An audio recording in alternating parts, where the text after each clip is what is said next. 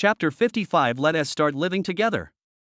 In fact, even Jiang Chuan himself didn't know that after he left Nanshan Group. In order to create momentum for him and successfully arrange him into the management level, Chao Jianjia immediately ordered her secretary to send an email to all employees of Nanshan Group. In this email, Chao Jianjia explained the whole story of the fraud incident clearly.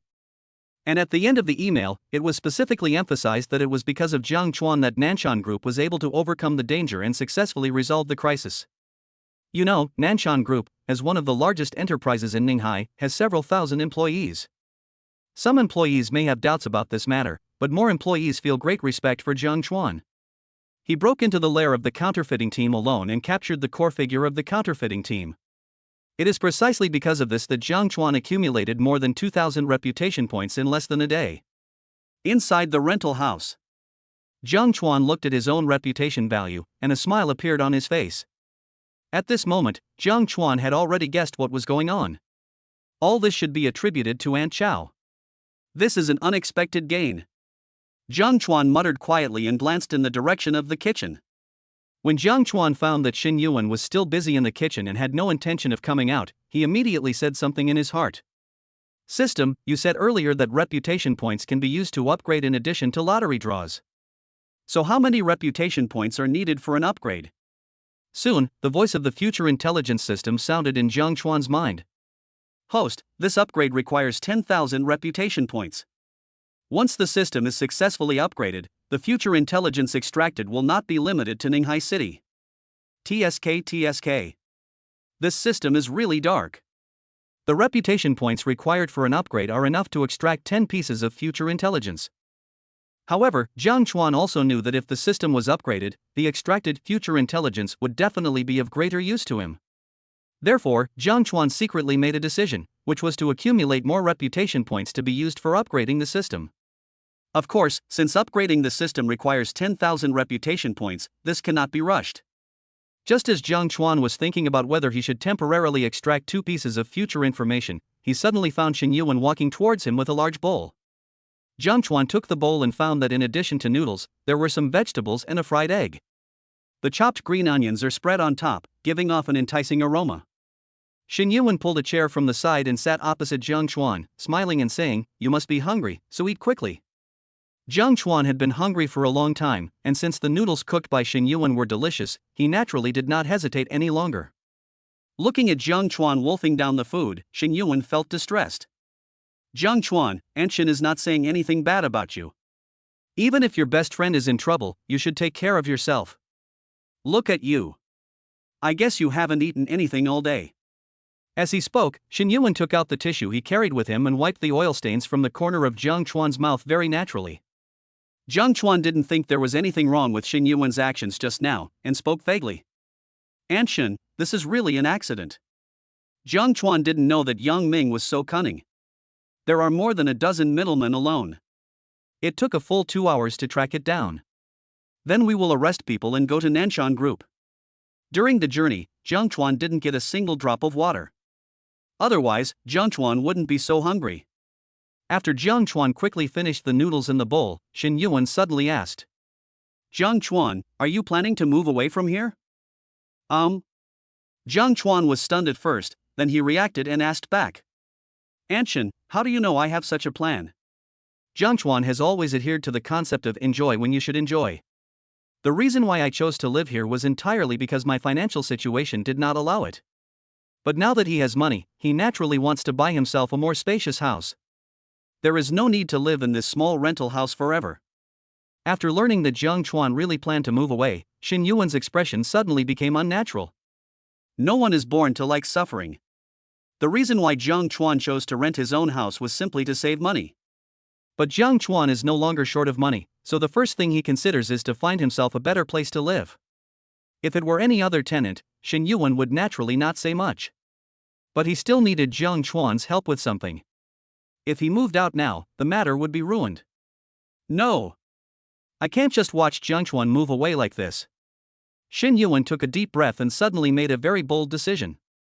Jiang Chuan, you don't actually have to move away from here. Xin Yuan noticed that Jiang Chuan opened his mouth to speak, and quickly added, the reason why you want to move out of here is nothing more than to change to a place with a better environment. Anyway, the room over there is not full, so why don't you move in with me? After these words were spoken, Jiang Chuan widened his eyes and looked at Shen Yuan opposite him with an incredible expression. Is this an invitation to live together? Shen Yuan noticed that Jiang Chuan's reaction was so exaggerated, he immediately rolled his eyes and started to explain. Look, the reason you want to move out is simply because you think the environment here is not good. You've also seen the environment of Aunt Shin's courtyard. If you really move in with me, you can get a better environment, and I'll have a companion, which is good for both of us. Jiang Chuan observed Shen Yuan carefully and found that the other party didn't seem to be joking with him, so he couldn't help but ask. Aunt Shin, aren't you afraid of other people gossiping? I am your Aunt Shin, I am not afraid of my own shadow. What do I have to be afraid of? Although Shen Yuan said this, he was actually worried in his heart. If the neighbors really knew that Jiang Chuan moved in with them, who knows what kind of gossip would spread. Aunt Shin, I was originally planning to find a good place to talk to you about this, but since you've said so much, if I, Jiang Chuan, still insist on moving away, then I'd be a complete jerk. Having said that, Jiang Chuan stood up and spoke with a heroic look. Then let's start living together. When Shen Yuan heard this, he quickly stood up, grabbed Jiang Chuan's ear, and corrected him viciously. Don't talk nonsense, we are not living together, we are living together. Does it make any difference? It's a huge difference. Remember, if your neighbors ask you about this, just say you're staying at my place temporarily. Aunt Shin, you just said that a person of integrity is not afraid of his own shadow. Chapter 56. Aunt Shin, you know so much. Shen Yuan certainly knows the truth that a man of integrity has nothing to fear from his own shadow. At the same time, Shen Yuan also knew the truth that people's words are scary. A woman in her 30s invited a young man to live with her in her home. This matter was spread by word of mouth from others. It will immediately become that one can't stand the loneliness and finds a gigolo. Therefore, Shen Yuan still felt that it would be better to find a legitimate reason. Shen Yuan glanced outside the house and found that it was gradually getting dark. In Shen Yuan's opinion, Jiang Chuan moving at night would have much less impact than moving during the day. So, Shen Yuan turned around and said to Jiang Chuan, "Since you've decided, you can move to my place now." Jiang Chuan also knew that Shen Yuan was afraid that he would move during the day and be seen and gossiped by the neighbors. So, I agreed decisively. To be honest, Jiang Chuan didn't have anything to move. Some daily necessities and clothes for changing. After stuffing these things into a suitcase, Jiang Chuan turned and smiled at Shen Yuan. Aunt Shin, I'm done. Shen Yuan was hesitating whether to lend a hand or not, but when he heard Jiang Chuan say that, his expression suddenly became strange.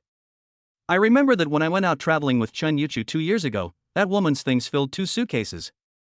Shen Yuan walked around the house and found that there was really nothing to move, so he secretly curled his lips. Jiang Chuan's, this is a bit too shabby. Remember, follow my instructions later. If you meet someone you know on the road, be sure to say what I taught you just now. After saying that, Shen Yuan walked outside with his long legs. Jiang Chuan looked at Shen Yuan's departing back and shook his head secretly. My Aunt Shin is really too obsessed with face and suffers in vain. He clearly has something to ask me, but he just won't open his mouth. After learning that I was planning to move out, she actually invited me to live with her in order to get me to stay. However, the more Shen Yuan acted like this, the more curious Jiang Chuan became. How many things is this woman hiding from me? Soon, Jiang Chuan walked out of the rental house carrying his suitcase. Shen Yuan was in front and Jiang Chuan was behind. The two of them kept a certain distance and walked quickly towards Shen Yuan's courtyard. Although it is getting dark now. But we can't stop some people from coming out for a walk. In addition, Jiang Chuan has a very good reputation in this area. When the neighbors found Jiang Chuan wandering on the street with a suitcase, they immediately came over to ask. Jiang Chuan, why are you carrying your luggage so late at night? Jiang Chuan glanced at Shen Yuan in front of him and found that the other party had already stopped. He pricked up his ears to eavesdrop and immediately repeated the words that Shen Yuan had taught him. Granny Lin, my house is leaking, and Aunt Shin asked me to stay at her house for a while. Indeed. The room you live in is quite old, so it's normal to have some minor problems. Xiao Shun is also a good girl. My family has lived with her for so many years, and the rent has never been raised. When Shen Yuan heard the other party mention her, she immediately turned around and gave a kind smile to Mother Lin. After Granny Lin walked away, Shen Yuan secretly gave Jiang Chuan a thumbs up. It was as if he was praising his wit. Later, Jiang Chuan also met several neighbors with whom he got along well, and he used the same reason to fool them. Soon, Jiang Chuan arrived at Xin Yuan's courtyard. When Jiang Chuan thought that he was about to live in this small courtyard for a while, he felt a little excited. Lonely man, widowed woman, dry wood, raging fire. Jiang Chuan really didn't believe that nothing would happen. Xin Yuan found Jiang Chuan standing at the gate of the courtyard, with no intention of going in, and couldn't help but urge him. Okay, stop standing at the door and go in. Jiang Chuan knew that Xin Yuan was afraid that others would see and gossip about him, so he did not hesitate and walked directly into the courtyard with his suitcase. Under Xin Yuan's arrangement, Jiang Chuan moved into a room on the second floor. An hour later, Jiang Chuan looked at the room he had cleaned and nodded with satisfaction. The next moment, Jiang Chuan turned and walked downstairs. As soon as Jiang Chuan came downstairs, he found Xin Yuan applying a facial mask while talking on the phone. Jiang Chuan didn't think much about it and asked directly. Aunt Xin, where is your bathroom? I want to take a bath. Xin Yuan was just about to tell Jiang Chuan the location of the bathroom, but an excited voice came from the phone. Xin Yuan, you got together with Jiang Chuan so quickly. Tell me quickly, how far have you and that guy developed? Have you had that? Do you really not care about worldly opinions anymore? Are you planning to try to be the best you can be? Hearing this, Xin Yuan yelled into the phone with a dark face. Chen Yuchu, shut up. What do you mean by getting together? Jiang Chuan is just staying at my house temporarily. I don't know if this woman Chen Yuchu did it on purpose, she only listened halfway to what I said. Good boy, you two are really quick. You're living together so quickly. Tell me the truth, were you hooking up with each other last time? Jiang Chuan heard this conversation and shook his head secretly. Even if Chen Yuchu was not in front of him, he could tell how excited this woman was. Jiang Chuan was not interested in listening to the two women arguing with each other, so he walked straight to Xin Yuan. Aunt Xin, where is the bathroom? Xin Yuan pointed in a certain direction and told Jiang Chuan where the bathroom was. Then he took off the mask on his face and sat up from the sofa. Chen Yuchu, I've told you that Jiang Chuan and I are not in the relationship you think. I've always treated Jiang Chuan as a junior. Yes, you treat Jiang Chuan as your junior, it will be more exciting when playing this way. Xin Yuan didn't see that, you really know how to have fun. Jiang Chuan couldn't bear to listen any longer and walked straight into the bathroom. But just a few seconds after Jiang Chuan entered the bathroom, he immediately walked out with a strange look on his face. Xin Yuan, who was arguing with Chen Yuchu, suddenly thought of something, shouted, and quickly rushed into the bathroom. After a while, Xin Yuan reappeared in front of Jiang Chuan. But at this moment, she was holding a pile of underwear in her hands. Xin Yuan glared at Jiang Chuan, then ran to the second floor angrily. Jiang Chuan burst into laughter when he saw the scene. I didn't expect that my Aunt Xin would have such a lovely scene. After taking a shower, Jiang Chuan did not go to find Xin Yuan, but went straight back to his room. Night falls. Jiang Chuan lay on the bed, but he was not sleepy at all. Jiang Chuan silently said lottery in his heart. The next moment, a piece of future information appeared in his mind. After Jiang Chuan finished reading this future information, he became very excited. Chapter 57, The way to deal with a female hooligan is to be more hooligan than her. Future intelligence, tomorrow at 3 p.m., the Treasure Pavilion will hold an auction at the Jincheng Hotel. A painting titled Zheng Ting Talks About Antiquity will appear at this auction. After being appraised by many people, they found that it was just a fake and chose to give up the bid. In the end, the painting titled Zheng Ting Talks About Antiquity was sold for 200,000 yuan. However, the buyer unexpectedly discovered that the painting titled Zheng Ting Talks About Antiquity had been processed by a master in a special way, and the real Zheng Ting Talks About Antiquity was hidden under this fake. Jiang Chuan looked at this future information with a look of ecstasy on his face. Although Jiang Chuan now has nearly 20 million yuan in funds, he is still a long way from building a top domestic condom brand. If he could snatch the fake and get the real Zheng Ting Tangu too, wouldn't he be able to make a fortune again?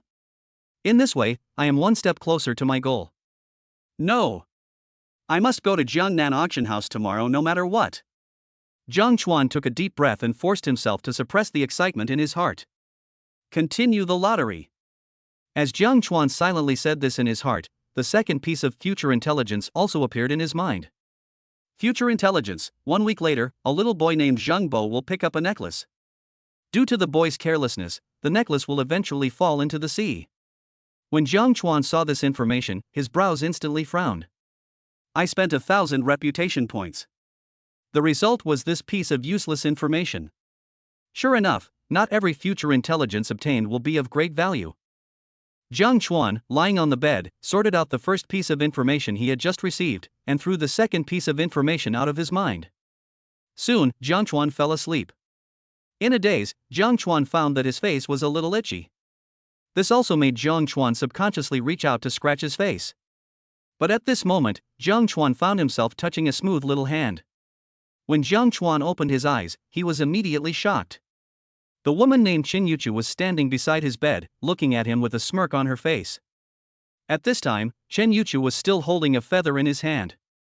Obviously, the reason why Jiang Chuan felt itchy just now was all because of this woman.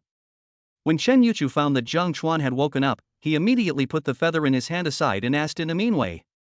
"Jiang Chuan, how is it living with your Aunt Shen? Is it exciting? Let me tell you a secret, that woman Chen Yuan likes to sleep without wearing underwear." Jiang Chuan rolled his eyes at Chen Yuchu and replied unhappily. "Then I'll tell you a secret, I also have a habit of sleeping naked." Cut. Shen Yuan didn't seem to believe what Jiang Chuan said and curled his lips. "Sleep naked if you want. Your Aunt Chen has seen all kinds of situations. She's not afraid of you." Although Chen Yuchu said this, he still subconsciously took 2 steps back. Seeing this, Jiang Chuan shook his head secretly, then sat up and asked. "I remember I had locked the door, how did you get in?" Chen Yuchu took out a key as if by magic and said with a proud look on his face. "You forgot that this is Shen Yuan's home. I know where all the keys to her rooms are." "But then again, Jiang Chuan, you're too unkind. You live with Shen Yuan, but you locked the door. What if my sister can't stand the loneliness and wants to chat with you about life in the middle of the night? Wouldn't that be a big disappointment?" Jiang Chuan. Jiang Chuan had no interest in arguing with Chen Yuchu and just nodded towards the door. "Aunt Chen, please close the door when you go out."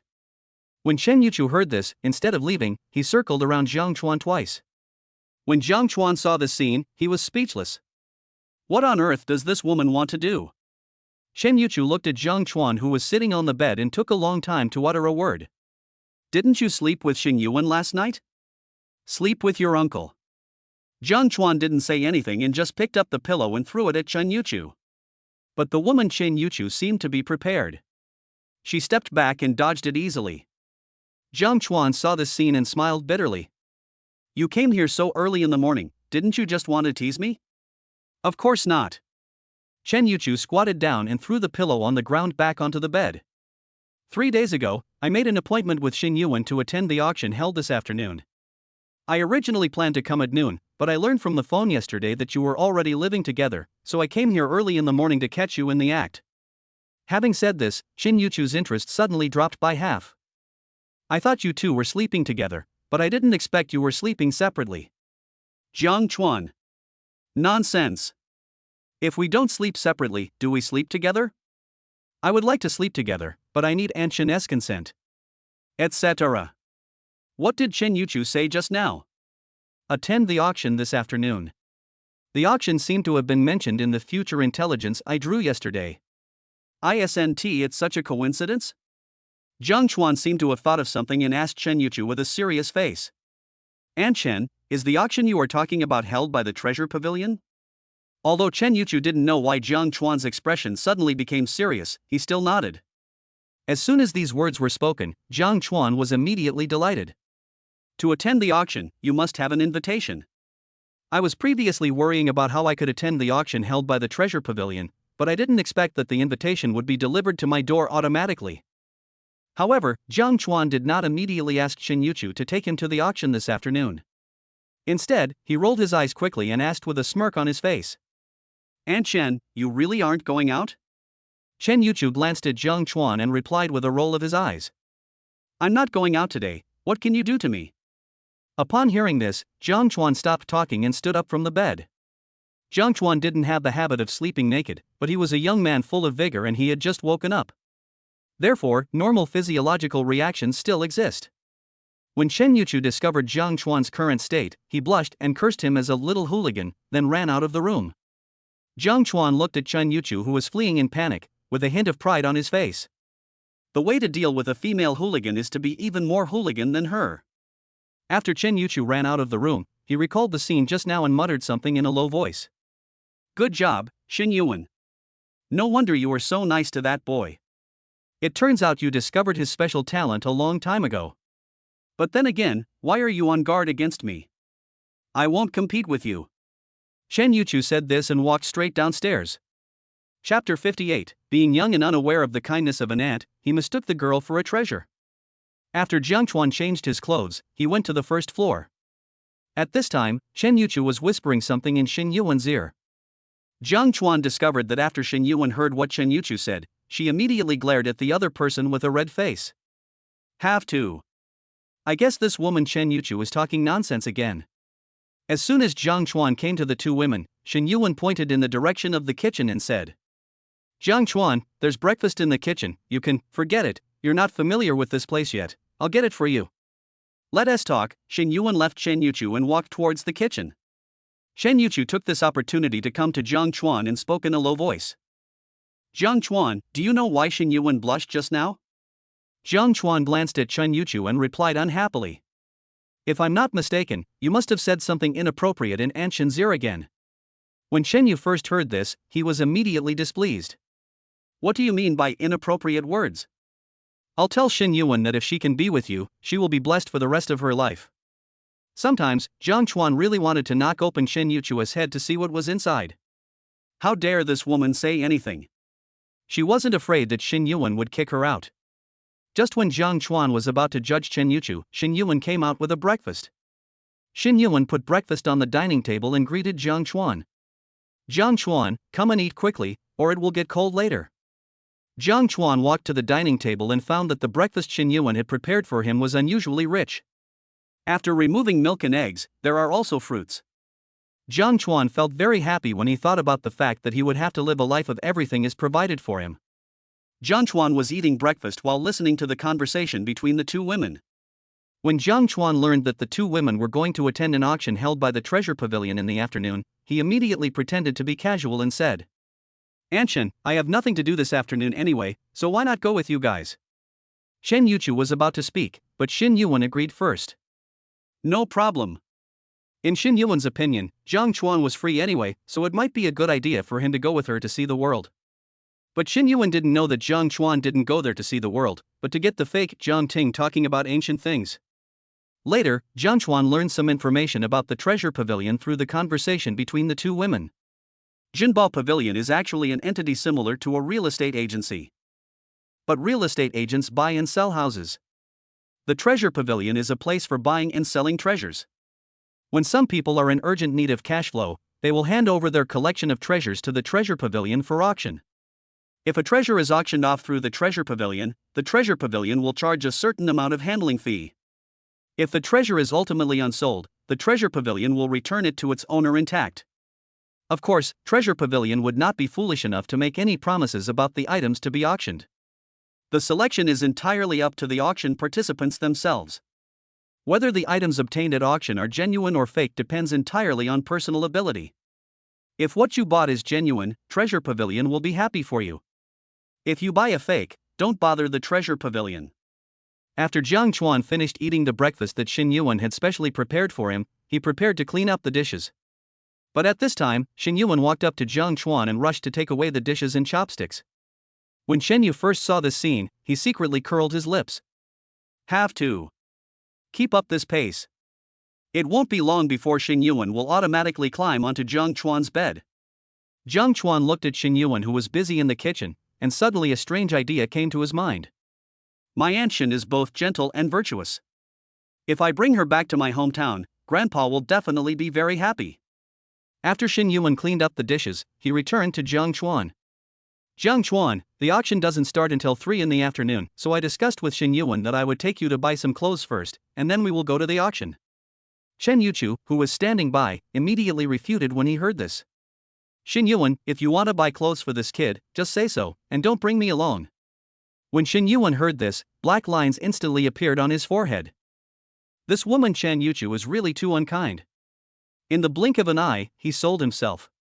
The reason why Shen Yuan wanted to buy some clothes for Jiang Chuan. It was all because I saw Jiang Chuan's luggage yesterday was really too shabby. No matter what, I am Jiang Chuan's elder. It is also appropriate to buy some decent clothes for the other person. Jiang Chuan naturally knew that Xin Yuan had good intentions, so he did not refuse. Thank you so much, Aunt Shin. Although Jiang Chuan said this, he had made up his mind in his heart. When you buy clothes later, you must pay by yourself. The three of them worked in the courtyard for a while, and then drove out in Xin Yuan's Maybach. In Jiang Chuan's opinion, all he needs to do is find a decent shop and buy himself a few sets of clothes. However, Xin Yuan used the excuse that it was still early to forcibly drag Jiang Chuan to the World Trade Center, which had the highest consumption in Ninghai. Xin Yuan's goal was very clear, and he took Jiang Chuan directly into a store of an internationally renowned brand. This well-known brand store specializes in menswear. At this time, in addition to the 4 sales ladies in the store, there was also a young couple choosing clothes. However, the girl was not very interested and kept her head down playing with her mobile phone. As for the man, he was carefully choosing clothes for himself. As soon as Jiang Chuan and his friends walked into the store, a tall sales lady came up to them. But at this moment, Xin Yuan waved to the tall sales lady. You don't need to introduce us. I will choose for him myself. Of course, the commission will still be yours. The tall sales lady didn't dare to say anything more when she saw Xin Yuan's extraordinary temperament. She could only wait obediently by the side. However, the sales lady was somewhat unconvinced. I have been working here for almost 3 years, how could there be someone more professional than me? But Xin Yuan's next action was a slap in the face to the sales lady. Xin Yuan first walked around the store, then took out 3 sets of clothes and motioned Jiang Chuan to try them on. Jiang Chuan did not doubt Xin Yuan's vision and walked into the fitting room with 3 sets of clothes. When Jiang Chuan, who had changed his clothes, appeared in front of the sales lady, her eyes suddenly lit up. This suit suits the young man in front of me very well. It seemed as if it was tailor-made for him. Chen Yuchu, who was standing aside, couldn't help but sigh as he looked at Jiang Chuan in front of him. Jiang Chuan, if someone we know sees this, they will definitely say that you are the gigolo that Xin Yuan and I are supporting. Jiang Chuan ignored Chen Yuchu and smiled at Xin Yuan. Obviously, Jiang Chuan was also very satisfied with the clothes Xin Yuan chose for him. Next, Jiang Chuan tried on the 3 sets of clothes that Xin Yuan had personally selected. The result is that these 3 sets of clothes perfectly suit Jiang Chuan's temperament. Just when Jiang Chuan was about to pay the bill, he was told by the sales lady that the money had already been paid. Xin Yuan looked at Jiang Chuan's puzzled eyes, blinked, and said playfully, Aunt Shin knew you would do this, so she settled the bill ahead of time. Seeing this, Jiang Chuan could only smile bitterly. Next time if there's a chance, let me pay for it. Chen Yuchu looked at the affectionate couple in front of him and secretly gritted his teeth. All right. Stop flirting in front of me. It gives me goosebumps. After saying that, Chen Yuchu walked out of the store directly. Xin Yuan and Jiang Chuan looked at each other and walked out of the store. In the store, the man who was choosing clothes for himself saw this scene and subconsciously glanced at the young girl next to him. When the man found out that the other party was only busy playing with her cell phone and had no time to pay attention to him at all, the corners of his mouth twitched violently. It really proves the saying that when you are young, you don't know how good an ant is and you mistakenly treat a young girl as a treasure. If I could meet an ant who was both rich and beautiful, I would probably kick this girl away without hesitation. After Jiang Chuan and the other 2 walked out of the store, they strolled around the World Trade Center for a long time. During this period, Xin Yuan bought Jiang Chuan many daily necessities. It was not until 2:30 in the afternoon that the 3 of them had a quick bite to eat in the World Trade Center. Then he went straight to Jinshan Hotel. Chapter 59. This is the life of rich people. It was exactly 2:50 in the afternoon when Jiang Chuan and the other 2 appeared at the Jinshan Hotel. When Jiang Chuan discovered 2 tall receptionists standing at the door of Jinshan Hotel, he immediately knew that his original choice was the right one. Now, the entire Jinshan Hotel has been booked by Jinbao Pavilion. If I didn't have the invitation from the Treasure Pavilion, it would be difficult to enter this hotel today. Xin Yuan glanced around and didn't see anyone familiar, so he spoke. Jiang Chuan, you don't have to do anything later. Just follow me and Chen Yuchu. Upon hearing this, Jiang Chuan nodded immediately. After everything was ready, Chen Yuchu took out the invitation. Because of the invitation, the 2 receptionists at the door were very respectful. After Jiang Chuan and his friends entered the Jinshan Hotel, someone immediately took them to the 6th floor. There is a very large conference room on the 6th floor. However, the Jinshan Hotel has converted the entire conference room into a small auction site. As soon as Jiang Chuan walked into the auction site, he found that it was already full of people. The men were dressed in suits and the women were dressed very fashionably. You could tell at first glance that they were successful people. But if you think about it carefully, how could ordinary working people come here to attend the auction? With the invitation in her hand, Chen Yuchu quickly found their seat. As soon as Jiang Chuan sat down, he heard this voice in his ears. I heard that the treasure pavilion has found a lot of good stuff this time. I must choose carefully this time and try to buy a few decent things to decorate my villa. Jiang Chuan looked in the direction of the voice and found a middle-aged man with a fat face sitting in the seat next to him.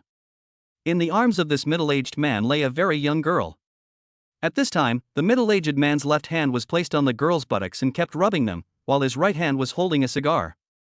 Perhaps noticing Jiang Chuan's gaze, the middle-aged man turned around immediately. When the middle-aged man saw Jiang Chuan looking at him, he immediately glared back. But when he saw Xin Yuan and Chen Yuchu sitting on Jiang Chuan's left and right, he subconsciously increased the strength of his left hand. Obviously, this guy has already imagined the girl in his arms as one of Xin Yuan or Chen Yuchu. Although the young girl felt a little overwhelmed, she did not dare to show any dissatisfaction on her face. No way. This middle-aged man gave too much. Just by accompanying him a few times a month, you can earn 30,000 yuan. This is a very considerable income for a college student who has not yet graduated. Jiang Chuan, are you curious? The man next to us is obviously old and ugly, but why is the girl in his arms so obedient to him? Suddenly, Jiang Chuan heard Chen Yuchu's voice. Jiang Chuan turned his head and found that Chen Yuchu's eyes were scanning the auction site, as if searching for something, and he smiled bitterly. Aunt Chen, I'm not curious at all. When Jiang Chuan was in college, he had personally seen one of his classmates being kept by someone. However, in Jiang Chuan's opinion, this kind of thing is consensual for both parties, so there is no need to condemn it. Chen Yuchu didn't expect that Jiang Chuan was young but had so much experience. He immediately withdrew his gaze and asked slyly. Jiang Chuan, you have a little money now, why don't you keep a female college student as your mistress? I heard that female college students nowadays are very capable. Before Chen Yuchu could finish her words, Xin Yuan pinched her mouth with her hands. Chen Yuchu, don't teach Jiang Chuan bad things. Chen Yuchu pushed Xin Yuan's hand away and replied unhappily. Xin Yuan, you really don't know what's good for you. I'm just helping you test this guy. If he really has such plans, it's not worth it for you to invest so much emotion in him. Xin Yuan found that Chen Yuchu's words were getting more and more outrageous, and hurriedly made a stop gesture with his hand. Chen Yuchu, I've told you so many times that Jiang Chuan and I are not in the relationship you think. I know. Although you are not in that kind of relationship now, as you live together for a long time, it is inevitable that you will develop that kind of relationship. I am doing this for your own good. While the two women were arguing, more people entered the auction site. As the time came to 3 o'clock in the afternoon, the door slowly closed. Then, a middle-aged man in a black suit walked onto the stage that had been set up long ago. After the middle-aged man's self-introduction, Jiang Chuan learned that this man was the host of the auction, named Ning Feng. Ning Feng on the stage also knew the purpose of the people below the stage coming here, so he didn't say much nonsense. He just introduced the rules of the treasure pavilion and went straight to the point. Today, the first treasure we are auctioning is a Song Dynasty vase. Its owner has set the starting price for it at 3 million, and each bid increase must not be less than 100,000. It's still the same old rule. Friends who are interested in this treasure can come up and identify it by themselves. Friendly reminder, our treasure pavilion is only responsible for building such a platform for friends present, and is not responsible for helping to identify treasures. All treasures that appear in this auction need to be identified by the friends present at the scene. If there are any problems after the transaction, please do not trouble the treasure pavilion. Those who deal in antiques fear the most that others will find fault with them. In order to prevent this situation, Jinbao Pavilion simply lets the auction participants make their own appraisals. If you make a profit from the purchase, that's your ability. If you lose money on the purchase, don't blame the treasure pavilion. As soon as Ning Feng finished speaking, a woman in Cheongsam walked onto the stage carrying a tray. Jiang Chuan discovered that there was an exquisite vase on the tray. As soon as the vase appeared, several people in the audience immediately stood up and walked towards the stage. It was obvious that these people were interested in the Song Dynasty vase. They planned to identify it first and then decide whether to bid. After a few minutes of identification, those people returned to their seats. 3.1 million. As soon as this voice came out, Jiang Chuan also knew the result. This Song Dynasty Rukiln should be authentic. 3.2 million. Soon, a voice was heard from another direction. 3.6 million. As time goes by, the auction price of this vase continues to soar. In the end, the vase was sold at a price of 4.8 million.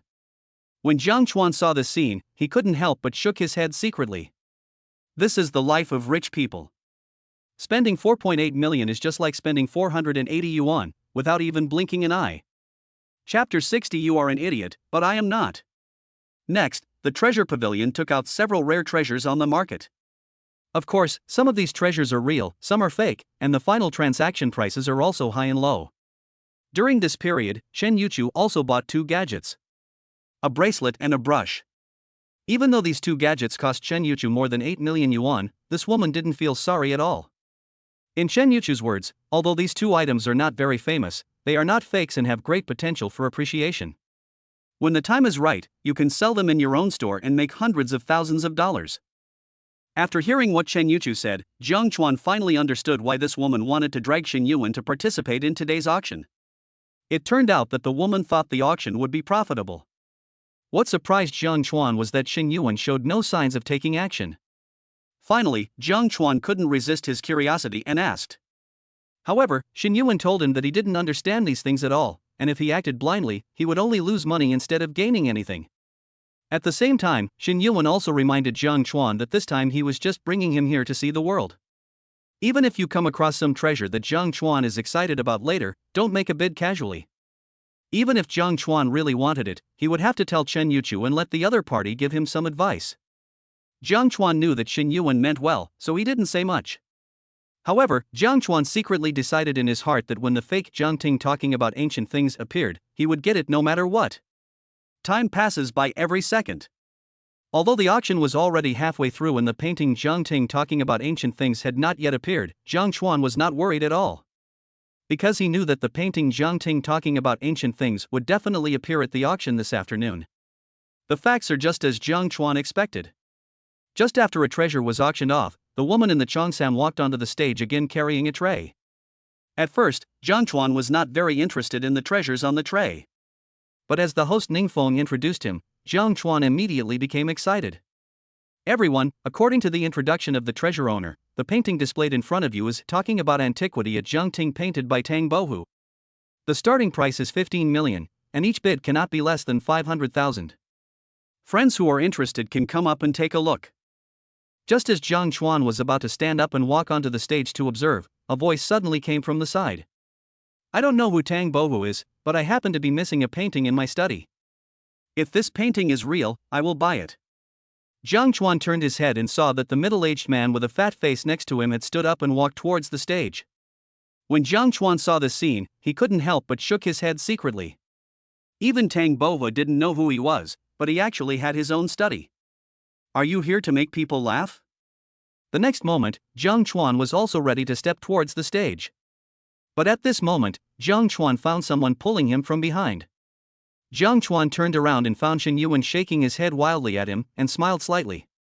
Don't worry, Anshin, I won't do anything rash, I'm just going to join in the fun. Even though Jiang Chuan already knew that the fake painting contained the original one, he still had to do it as he should. If Jiang Chuan took the picture of the fake painting without even looking at it, it would easily arouse suspicion from others. Xin Yuan lowered his head and thought for a while. He felt that Jiang Chuan was not a reckless person, so he finally did not stop him. However, to be on the safe side, Xin Yuan decided to accompany Jiang Chuan to see the painting Jiang Ting talk about ancient things. Jiang Chuan did not refuse this. Soon, Jiang Chuan brought Xin Yuan to the stage. This painting Jiang Ting Tangu Tu can be regarded as a relatively outstanding treasure in today's auction, so many people are interested in it. However, after those people saw the painting talking about ancient things at Jiang Ting in front of them, they all showed disappointment on their faces.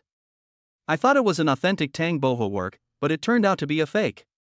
It is estimated that the owner of this painting has been forced into a desperate situation, and is planning to take this fake painting that is almost indistinguishable from the real thing to the treasure pavilion to try his luck and deceive those who don't know anything about it.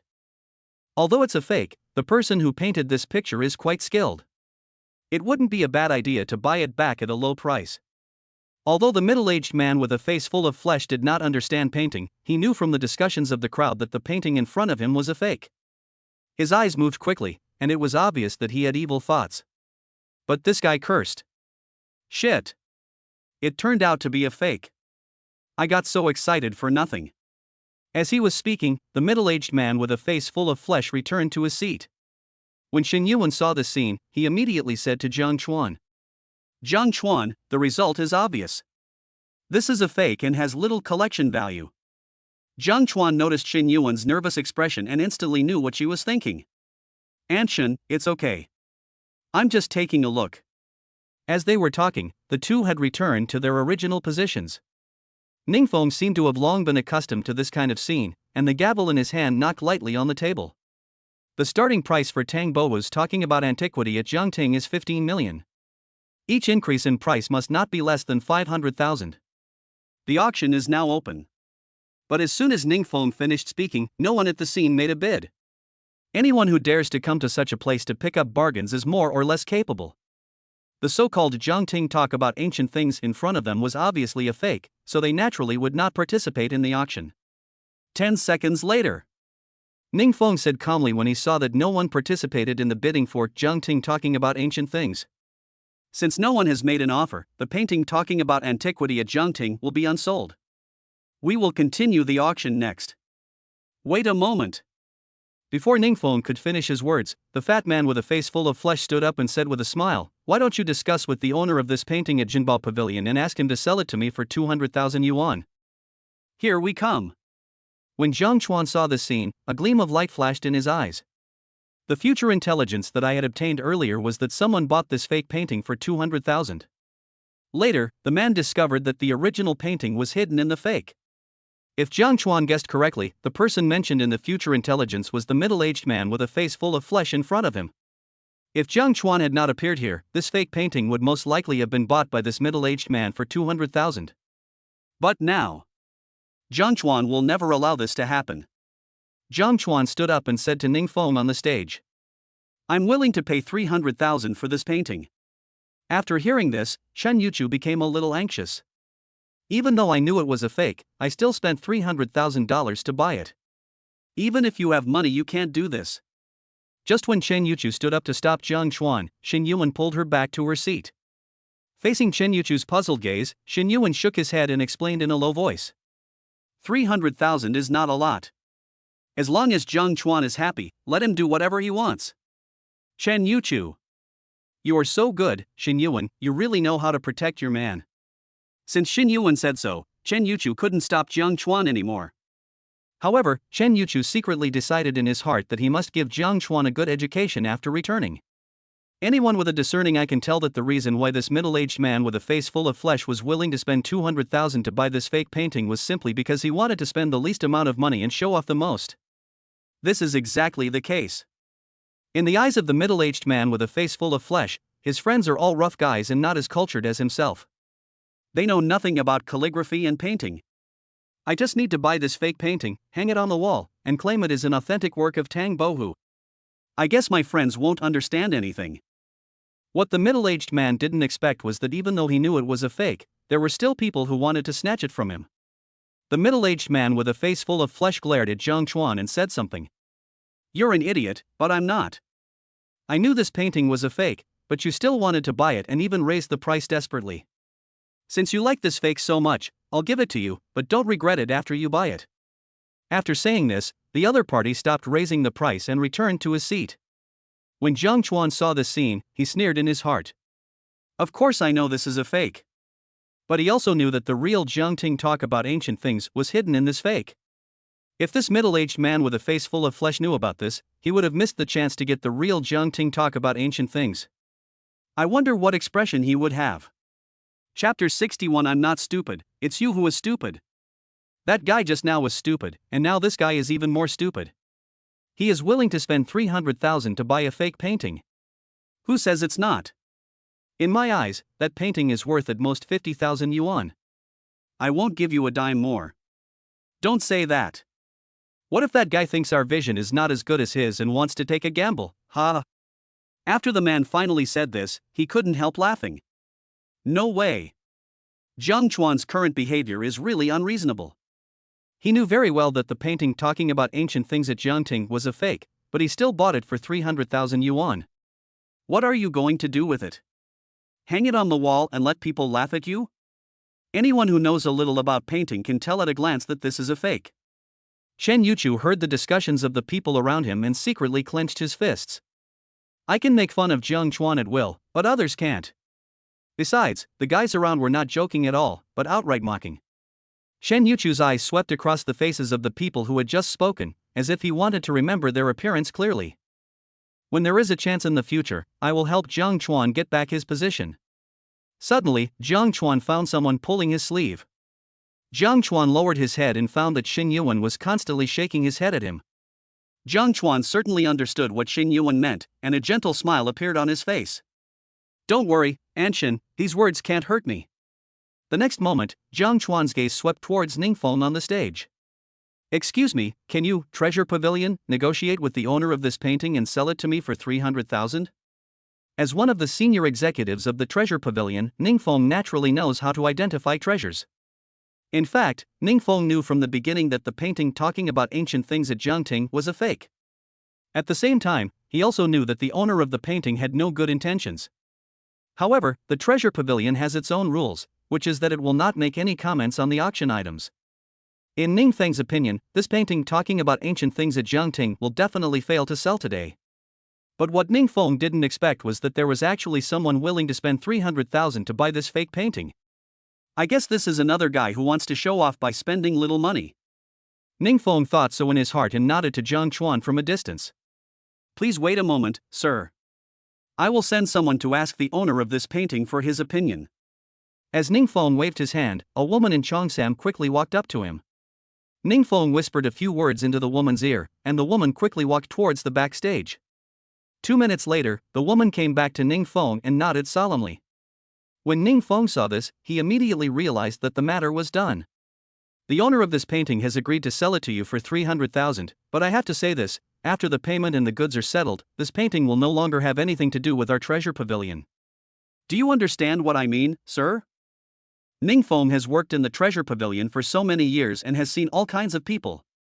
For example, at the last auction, a woman bought a treasure with the mentality of taking a gamble.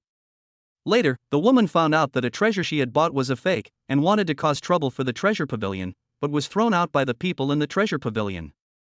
This incident became a laughingstock in this circle for a while. Ningfeng was not afraid that the young man in front of him would cause trouble to the Treasure Pavilion later, but he felt it was troublesome.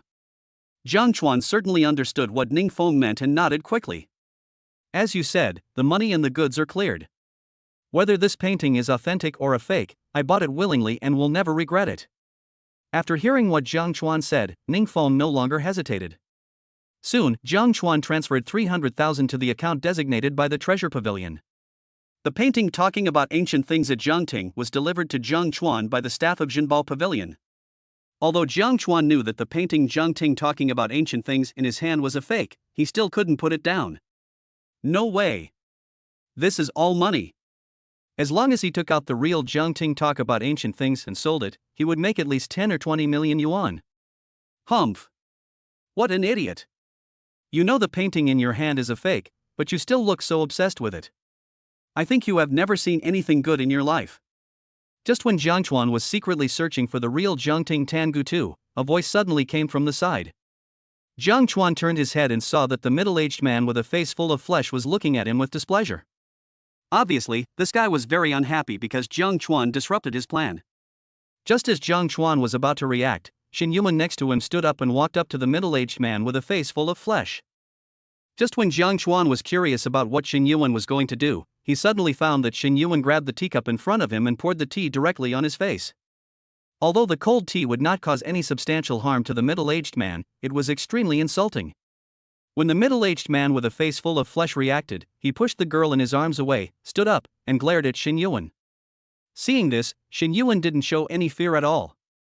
If you really wanted this painting, you should have raised the price just now, instead of waiting until our Jiang Chuan bought the painting and then hiding aside and saying these sarcastic words. Having said that, Xin Yuan's gaze moved to the girl with a terrified face and continued speaking. You make money this way, that's your ability, but you should at least open your eyes and see what kind of person is supporting you. This kind of man is really disgusting. Just when the middle-aged man with a face full of flesh was about to lose his temper, a burly figure quickly appeared between him and Shen Yuan. You two, the auction is not over yet. If you have any grudges, please settle them privately. The middle-aged man was so angry when he heard this. When the other party splashed his tea just now, why didn't anyone from your treasure pavilion come out to stop him? Now I want to get my revenge, but you guys jump out. If the people in the treasure pavilion knew what the middle-aged man was thinking, they would definitely feel very aggrieved. No one expected Shen Yuan to do such a thing. By the time they wanted to stop it, it was too late. Shen Yuan seemed to have guessed this scene a long time ago. He looked at the middle-aged man provocatively, and then returned to Jiang Chuan. But at this time, Shen Yuan discovered that Jiang Chuan's reaction was a little strange. Why is this boy staring at the painting in his hand with such excitement? Just as Shen Yuan was about to ask, Jiang Chuan suddenly did something that no one present expected. Jiang Chuan's right hand was seen constantly moving on the surface of the painting. Immediately afterwards, Jiang Chuan actually tore the painting apart. Wrong. Not ripped apart, but tear it apart. As the painting talking about ancient things at Jiangting on the surface was torn open, an identical painting was revealed inside the interlayer. Can't say they are exactly the same. Because what was presented in front of Shen Yuan was a more vivid and more charming talking about ancient things at Jiangting. The real Jiangting talk about ancient things. As Jiang Chuan made this move, many people ran to his position and began to study the paintings in the mezzanine. After studying for a long time, those people finally came to a conclusion. It's brilliant. It's really brilliant. He actually hid the real Jiangting Tangutu inside the fake. This stitching technique cannot be done without decades of practice. Damn it, is the owner of this painting stupid? He doesn't even know that the real Jiangting Tangutu is hidden in the mezzanine. This kid has got the advantage now. I don't know whether to say this guy is extremely lucky or has a sharp eye. He actually found it like this. Jiang Chuan ignored everyone, stood up, walked to the side of the middle-aged man with a face full of flesh, and said with a smile, "Now I can say, I'm not stupid, it's you who is stupid." As soon as he said this, the middle-aged man's teeth began to chatter. Damn it! If it weren't for the kid in front of me who kicked him across. You can buy the real Jiangting talk about ancient things for 200,000 yuan. But now, the real Jiangting talking about ancient things was auctioned off by the other party for 300,000. Chapter 62. You know how to do business. As someone said before, the stitching technique of this painting is very superb. Not to mention observing it carefully, even if you touch it with your hand, you can't feel anything unusual. If Jiang Chuan did not have future intelligence, he would have known long ago that the real Jiangting talk about ancient things was hidden in the interlayer of this painting. I guess he wouldn't even look at this fake painting for a second. That's right, you are the real idiot. At this time, Shen Yuchu also stood up. Previously, Jiang Chuan spent 300,000 yuan to buy this fake painting, and was ridiculed a lot. Now that he finally has this opportunity to show off, Shen Yuchu will not let it go. Oh. What a pity. You almost got the real Jiangting Tangutu, but you didn't raise the price, so the painting ended up in the hands of our Jiang Chuan. Let me think about it. There aren't many authentic Tang Bohu paintings on the market right now. If we put this painting, talking about antiquity at Jiangting, up for auction at the Treasure Pavilion, it would fetch at least 20 million. In just a short period of time, you've lost nearly 20 million. You must be regretting it now. Now, the middle-aged man with a face full of flesh is not only regretful, he is so angry that he is vomiting blood. If I had known that the real thing was hidden in the mezzanine, I would have gotten the fake one no matter what. He had been splashed with tea in the face by that woman before, and now he missed the chance to get the real Jiangting talk about ancient things. It would be a lie to say I have no regrets. The other party had already bought the fake for 300,000 yuan, and found the real Jiangting talk about ancient things. I believe he would not be stupid enough to buy it for another 300,000 yuan. Jiang Chuan noticed that the middle-aged man with a face full of flesh was staring at him unwillingly, and he smiled slightly. The next moment, Jiang Chuan returned to the two women. Anshan, how much can you buy this painting of Jiangting Tangutu?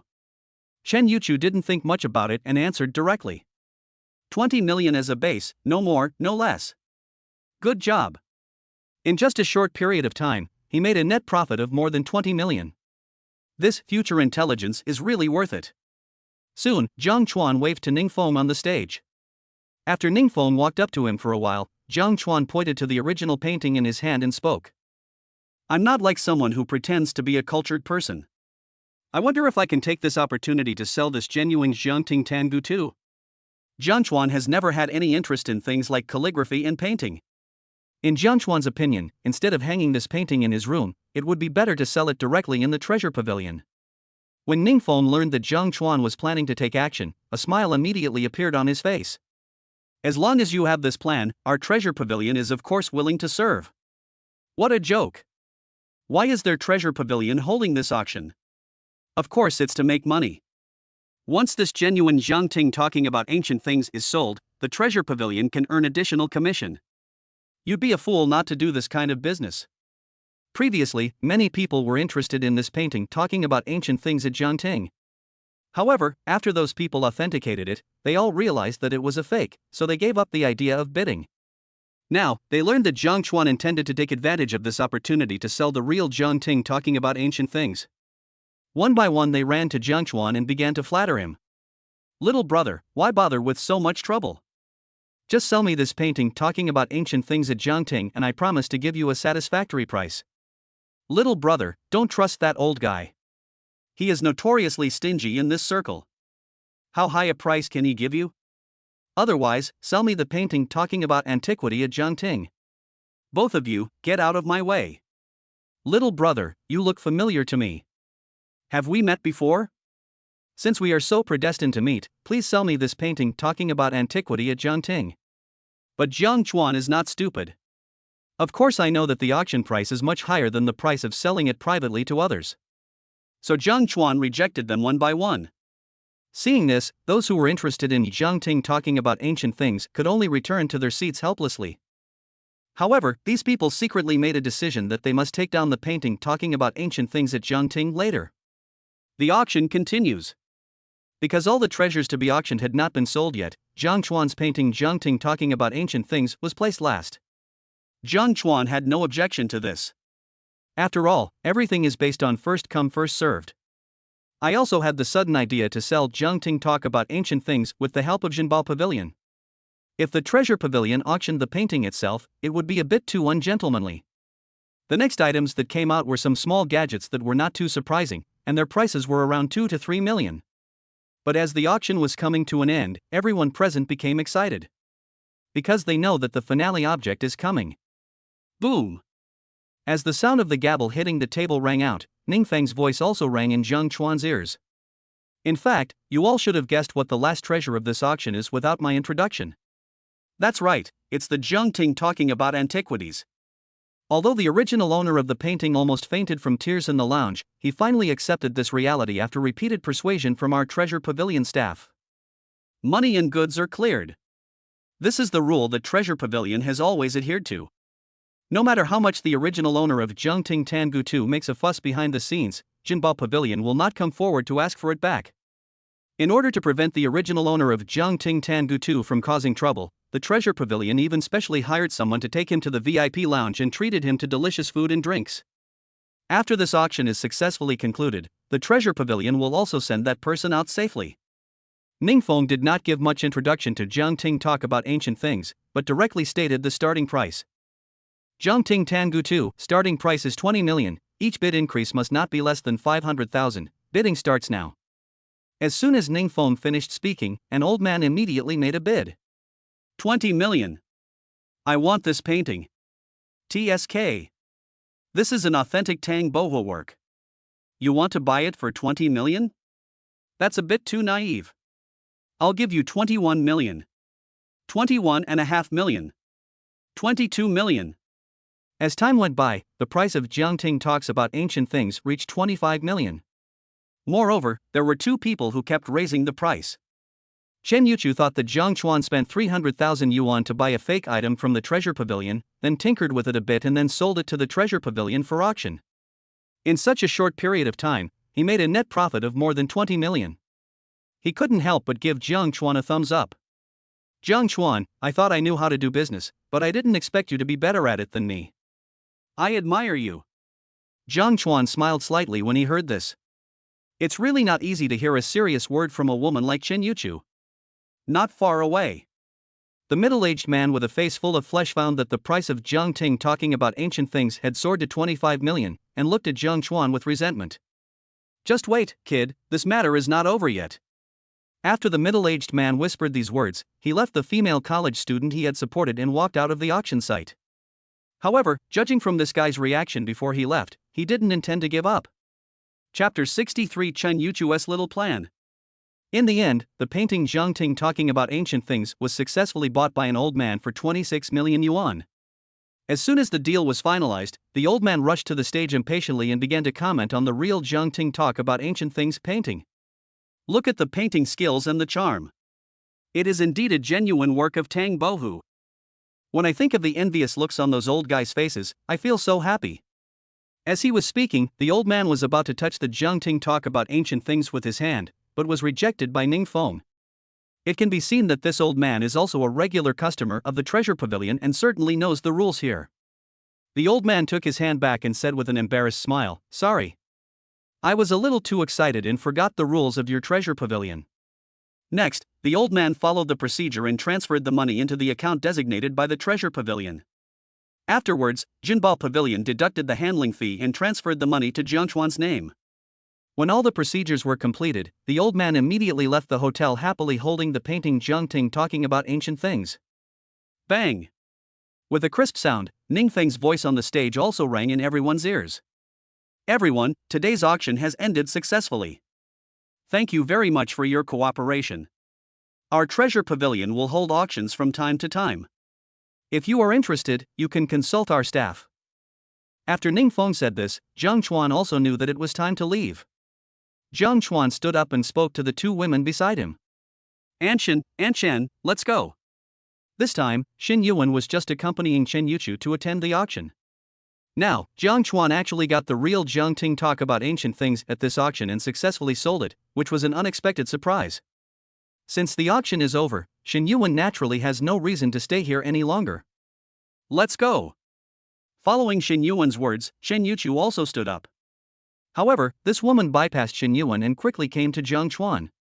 Jiang Chuan, if it weren't for me, you wouldn't have come to today's auction, let alone get the real Jiang Ting Tangu too, so you have to give me half of the 26 million. When Xin Yuan heard this, black lines immediately appeared on his forehead. Chen Yuchu, can you be more ambitious? You're cheating a child's money? When Chen Yuchu heard this, he was immediately displeased. Xin Yuan, what are you talking about? You mean you can cheat a child's money? Doesn't what I said make sense? And I'm doing this for Jiang Chuan's own good. He's so young and has so much money. It's easy for him to learn bad things. We are Jiang Chuan's elders, so we should help him keep it safe. Having said that, Chen Yuchu turned his head and looked at Jiang Chuan with a sly smile. Jiang Chuan, how about this? Give all your money to Aunt Chen for safekeeping. When you get married in the future, Aunt Chen will buy you a big house. Jiang Chuan looked at Chen Yuchu's money-obsessed look and retorted unhappily. You are not my wife, why should I give you the money for safekeeping? Oh. I didn't expect you to be so conscious. Although I'm not your wife, I'm a good sister of your future wife. You won't suffer any loss if you give me the money for safekeeping. Xin Yuan noticed that Chen Yuchu, this woman, was starting to talk nonsense again, and immediately glared at her. Chen Yuchu, if you dare to say that again, I'll tear your mouth apart. Xin Yuan, you are already in your 30s, and you are still shy to do. Chen Yuchu stopped talking halfway and immediately shut his mouth. Because she noticed that after Xin Yuan heard what she said, an unnatural look flashed across his face. Chen Yuchu, you are really bringing up all sorts of issues. At this moment, Chen Yuchu wanted to slap himself in the face. As Xin Yuan's good sister, Chen Yuchu could of course sense Xin Yuan's special feelings for Jiang Chuan. It is a special feeling between junior and lover. But now I have to point out that Xin Yuan is already in his 30s. Isn't this just disgusting? Just as Chen Yuchu was thinking about how to remedy the situation, Jiang Chuan suddenly spoke. What's wrong with being in your 30s? I've never thought the age gap is a big problem. Besides, Aunt Chen is both beautiful and virtuous. If I could marry Aunt Chen home, I would wake up laughing at night. As soon as these words were spoken, Chen Yuchu immediately secretly gave Jiang Chuan a thumbs up. Good boy, you have good eyesight. Since you are so good at talking, please say more. Hearing this, Shen Yuan suddenly stopped and looked at Jiang Chuan nervously. Jiang Chuan, do you really think age is not a problem? Jiang Chuan thought seriously for a while and answered seriously. In my opinion, age is not a problem, but the prerequisite is that two people truly love each other. It is a very happy thing for two people to support each other and grow old together. Jiang Chuan didn't realize that while he was saying this, Shen Yuan had been secretly observing his expression. A face full of sincerity. There was no sign of lying. After coming to this conclusion, Shen Yuan's face suddenly broke into an extremely bright smile. You're right. It's a very happy thing to grow old with the person you love. Finished. Finished. My best friend is about to become love-brained. Chen Yuchu saw all of Shen Yuan's performance and shook his head secretly. Chen Yuchu believed that as Jiang Chuan and Shen Yuan spent more time together, Shen Yuan would no longer be able to escape Jiang Chuan's clutches. But soon, Chen Yuchu seemed to have thought of something and became excited. Now, Jiang Chuan calls himself Aunt Chen and Shen Yuan Aunt Chen. If Jiang Chuan really gets together with Shen Yuan in the future, then wouldn't he be one generation higher than Shen Yuan? Chen Yuchu almost laughed out loud when he thought of the scene where Shen Yuan shyly called him Auntie Chen. Good job. For nothing else. Just to make Shen Yuan call me Aunt Chen, I have to try my best to bring these two together. Thinking of this, Chen Yuchu simply gave up his seat, allowing Jiang Chuan and Shen Yuan to sit closer. Of course, Shen Yuan didn't know what Chen Yuchu was thinking. At this moment, Shen Yuan's mind was filled with what Jiang Chuan said. If two people can support each other and grow old together, what does it matter if they are a little older?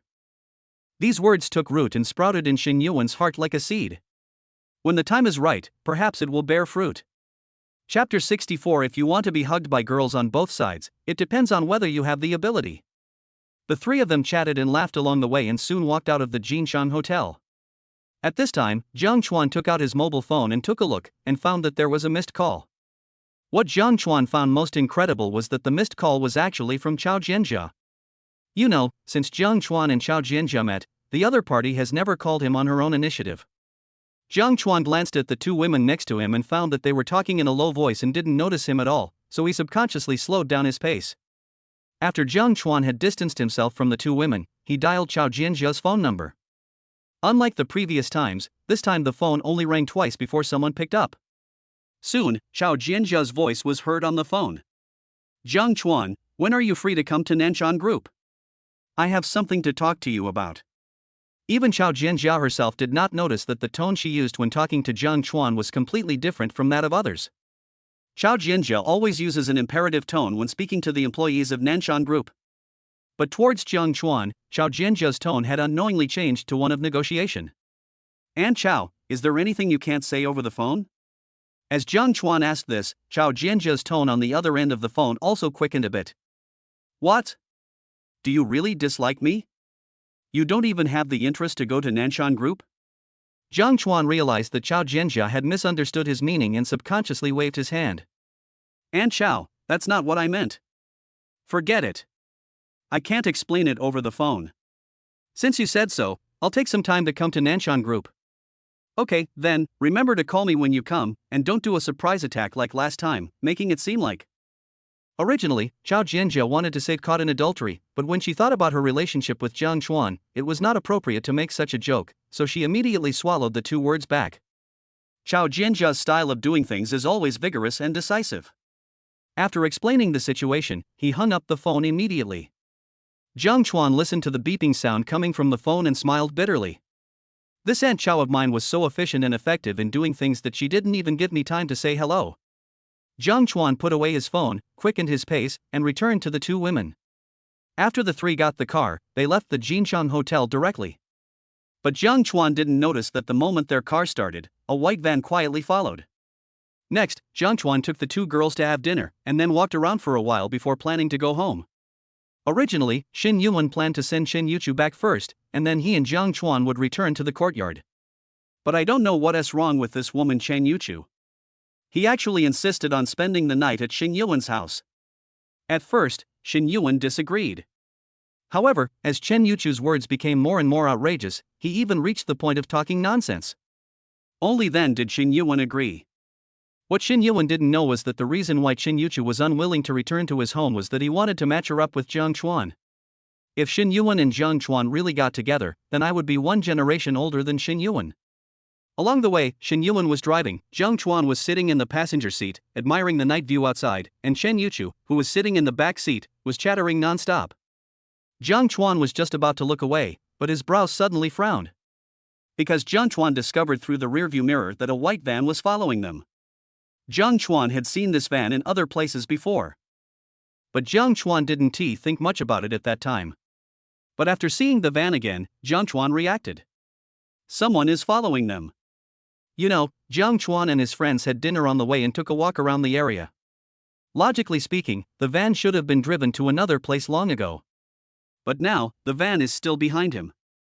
The only way to explain all this is that the other party is following me. Although Jiang Chuan was certain that someone was following him, he did not make it public. Instead, he asked Shin Yuan to find a secluded place to stop the car. Although Shin Yuan didn't know why Jiang Chuan did this, she still chose to do it out of trust. Soon, the Maybach stopped in a remote corner. At this time, Chen Yuchu had not yet realized that he was being followed, and asked with a smirk on his face. Jiang Chuan, you can't hold it anymore and are planning to pee here, right? Jiang Chuan ignored Chen Yuchu, unbuckled his seatbelt, and walked out of the car with a serious face. When Chen Yu first saw this, he wanted to say something, but was glared at by Shin Yuan. Chen Yuchu, when have you ever seen Jiang Chuan look so serious? Chen Yuchu tilted his head, thought about it carefully, and shook his head quickly. It seems that they're really isn't one. Shin Yuan glanced at Jiang Chuan, who was standing next to the car, and found that the other person's face was a little solemn, so he sighed softly. It looks like we're in trouble this time.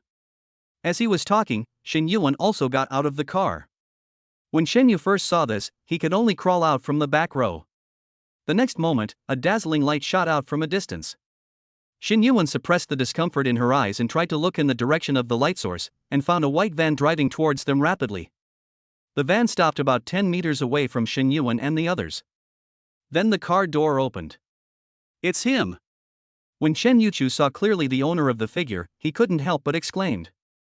It turned out that the middle-aged man with a fat face got out of the car. Following behind this middle-aged man were 5 or 6 sturdy men. These men all have tattoos on their arms, and you can tell at first glance that they are not good people. At this moment, Shin Yuan finally understood why Jiang Chuan asked her to drive the car to this remote location. It turned out that Jiang Chuan had already discovered that someone was following them. But soon, Shin Yuan couldn't help but worry. Right now, there are only 3 of them here, and the middle-aged man has so many helpers with him. Can the 3 of them handle it? Jiang Chuan looked at the middle-aged man who got off the van. The solemn expression on his face disappeared instantly, replaced by a look of amusement. I originally thought that I was being targeted by some important person. But I didn't expect it to be this guy. The middle-aged man with a face full of flesh and his helpers stopped 2 or 3 meters away from Jiang Chuan. The guy pointed at himself with his thumb and said arrogantly, "Boy, I, Lin Hu, have always been the one who bullied others, and no one else has ever bullied me, Lin Hu. Today, you snatched the painting from me, so we should settle this account." As he spoke, Lin Hu's gaze fell on the 2 women again. After admiring the graceful bodies of Shin Yuan and Chen Yuchu, Lin Hu couldn't help but laugh lasciviously. These 2 girls are really good. They have good figures and good looks, but I don't know how they are in bed. But even if they are not good in bed, it doesn't matter. Master Tiger, I have plenty of time and can slowly train them. Jiang Chuan found that the other party looked like he had him in his grasp, and his eyes gradually narrowed. If you want to be hugged by women, then you need to see if you have the ability to do so. When Lin Hu heard this, a sinister look appeared on his face. Boy, don't be so rude to Master Tiger. I will make you kneel on the ground and call me daddy later. The next moment, the people brought by Lin Hu walked towards Jiang Chuan with a grim smile on their faces. Chapter 65, The Hidden Jiang Chuan. This time, Lin Hu brought a total of 6 helpers. These 6 men are all tattooed and strong men. As they approached Jiang Chuan, Shin Yuan suddenly became a little anxious. In Shin Yuan's opinion, how could Jiang Chuan, with his thin arms and legs, be a match for these 6 guys? In a hurry, Shin Yuan no longer cared about anything. He stood in front of Jiang Chuan and said coldly, Lin Hu, I was the one who threw tea on your face today. I was also the one who made you lose face. It has nothing to do with them. If you have anything to say, just come to me. Earlier, when Shen Yu first saw that the situation was not good, he had already made a phone call and asked his people to come to the rescue. But her people are far away from here, and I'm afraid they won't be able to get here in a short time. In other words, now only the three of them have to deal with the current situation. Even though Chen Yuchu always likes to tease Jiang Chuan. But at this critical moment, he still stood in front of Jiang Chuan without hesitation. Your name is Lin Hu, right? My people are on the way. I advise you to think carefully about whether you want to do this. When Lin Hu heard this, a look of disdain appeared on his face. Master Tiger, I was not brought up to be scared. Besides, although I have just arrived in Ninghai, I know a few friends in the underworld. It is easy for me to deal with the three of you.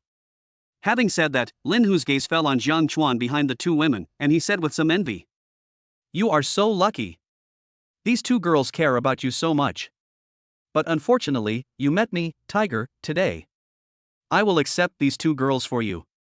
If it were any other woman, she would have run away long ago. But at this moment, Shen Yuan and Shen Yuchu both stood in front of him without hesitation. It would be a lie to say that Jiang Chuan was not moved. Suddenly, Jiang Chuan put his hands on the shoulders of the two women. Facing the two women's puzzled gazes, Jiang Chuan asked with a smile, Anchen, do you believe me? At this moment, Shen Yuan and Shen Yuchu both nodded without hesitation. Seeing this, Jiang Chuan glanced forward and spoke word by word. Since you trust me, let me handle this matter. Shen Yuchu wanted to say something else, but was pulled back by Shen Yuan. In fact, even Shen Yuan didn't know why he did this. However, she has been with Jiang Chuan for so long that she knows that he is a sensible person. It was just instinct that drove her to do this. After Chen Yuchu was pulled to the back by Shen Yuan, he couldn't help but complain. Shen Yuan, why did you pull me in? You don't really think Jiang Chuan can solve this problem, do you? Those guys are not good people at first glance. If you let Jiang Chuan face them alone, he might be beaten to death. Shen Yuan looked at Chen Yuchu's anxious expression and smiled bitterly. Can we handle the other party with the two of us? After hearing this, Chen Yuchu was stunned. Chen Yuchu knows her own worth. Shen Yuan knows her own worth. Even if the three of them were put together, they probably wouldn't be a match for that group of people. But isn't it a bit too unfair to let Jiang Chuan face it alone? Shen Yuan noticed that Chen Yuchu was silent and asked in a low voice. When will your people arrive? Chen Yuchu gave the answer without any hesitation. We should be there in half an hour. When Shen Yuan heard this, a gleam of light flashed in his eyes, and then he quietly reminded Jiang Chuan in front of him. Jiang Chuan, your Aunt Chen's people will not arrive for another half an hour, so you only need to delay them for half an hour. Perhaps because he was afraid that Jiang Chuan would be stubborn and fight to the end, Shen Yuan added a special sentence. If you really can't bear it, you can run away first. Your Aunt Chen and I won't blame you. After hearing Shen Yuan's words, Jiang Chuan was speechless.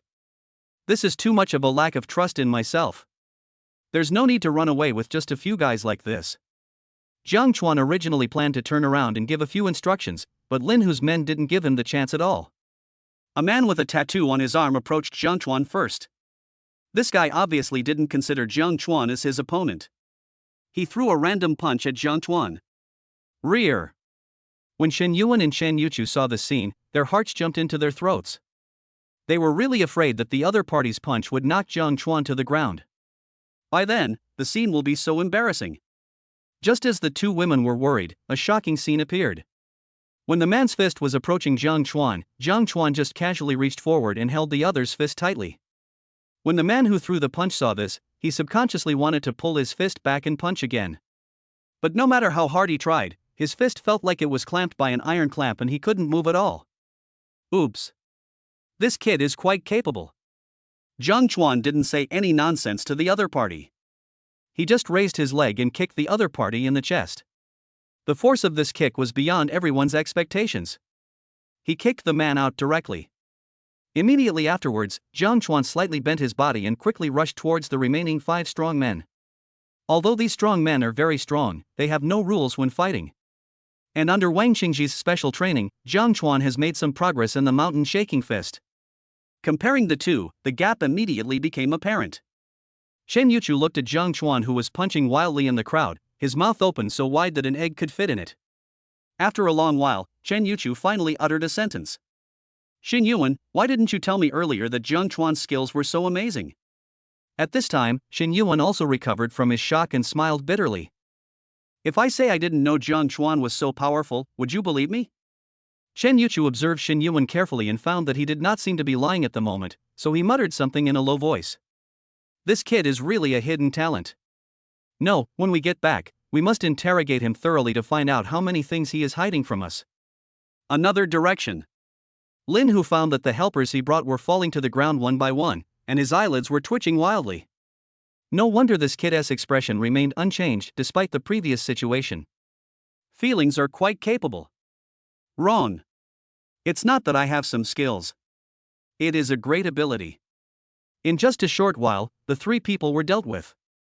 Lin Hu glanced at the battlefield and found that Jiang Chuan had knocked down 3 people in just a short while. And judging from the current situation, the remaining 3 people won't be able to hold on for much longer. No. You have to call someone. But I have already called all the people I can call, so where can I find help now? Lin Hu turned around a few times, seemed to have thought of something, and immediately took out his cell phone and started making calls quickly. Chapter 66. I didn't say that I would let you go if you kneel down and call me daddy. Lin Hu dialed a phone number and it rang a few times before someone picked up the phone. Lin Hu, what do you want to talk to me about so late at night?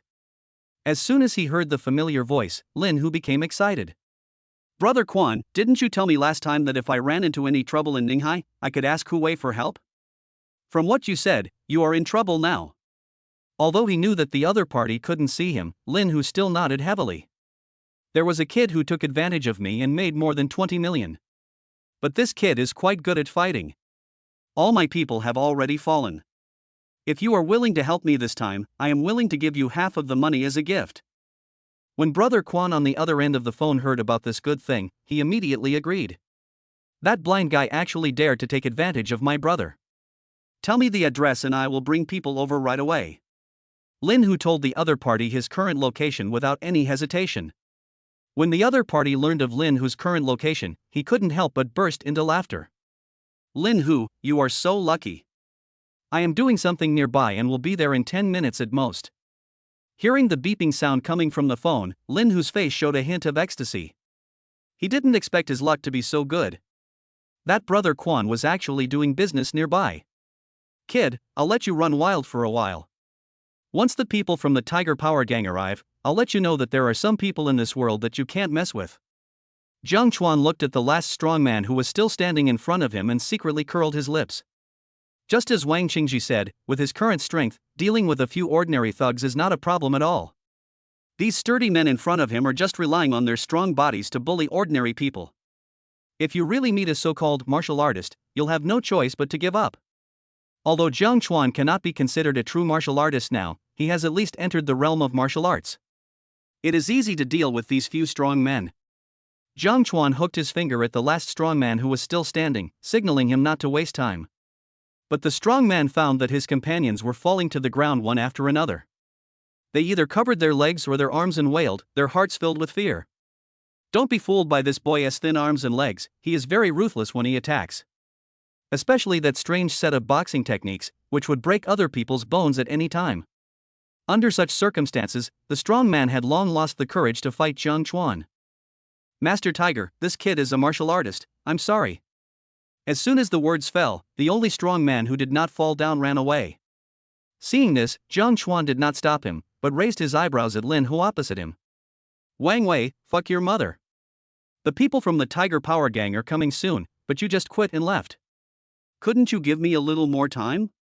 Lin Hu looked at the burly man running quickly into the distance and couldn't help but curse under his breath. But after cursing, Lin Hu's face suddenly turned bitter. Damn it! The people that I brought with me ran away or fell down. But the people from the Hu Wei gang will not arrive for a few minutes. How should I spend these few minutes? If Lin Hu had not already asked Hu Wei for help, and the other party had not agreed to help, Lin Hu would have escaped long ago. But now, he has to hold on until the people from the Hu Wei gang arrive. Jiang Chuan glanced at the people lying on the ground wailing and shook his head secretly. It seems that I am still not mature enough. If Wang Qingji were to take action, these guys probably wouldn't even have the chance to wail. The next moment, Jiang Chuan took a step and walked towards Lin Hu. Lin Hu looked at Jiang Chuan walking towards him step by step, and the flesh on his face trembled slightly.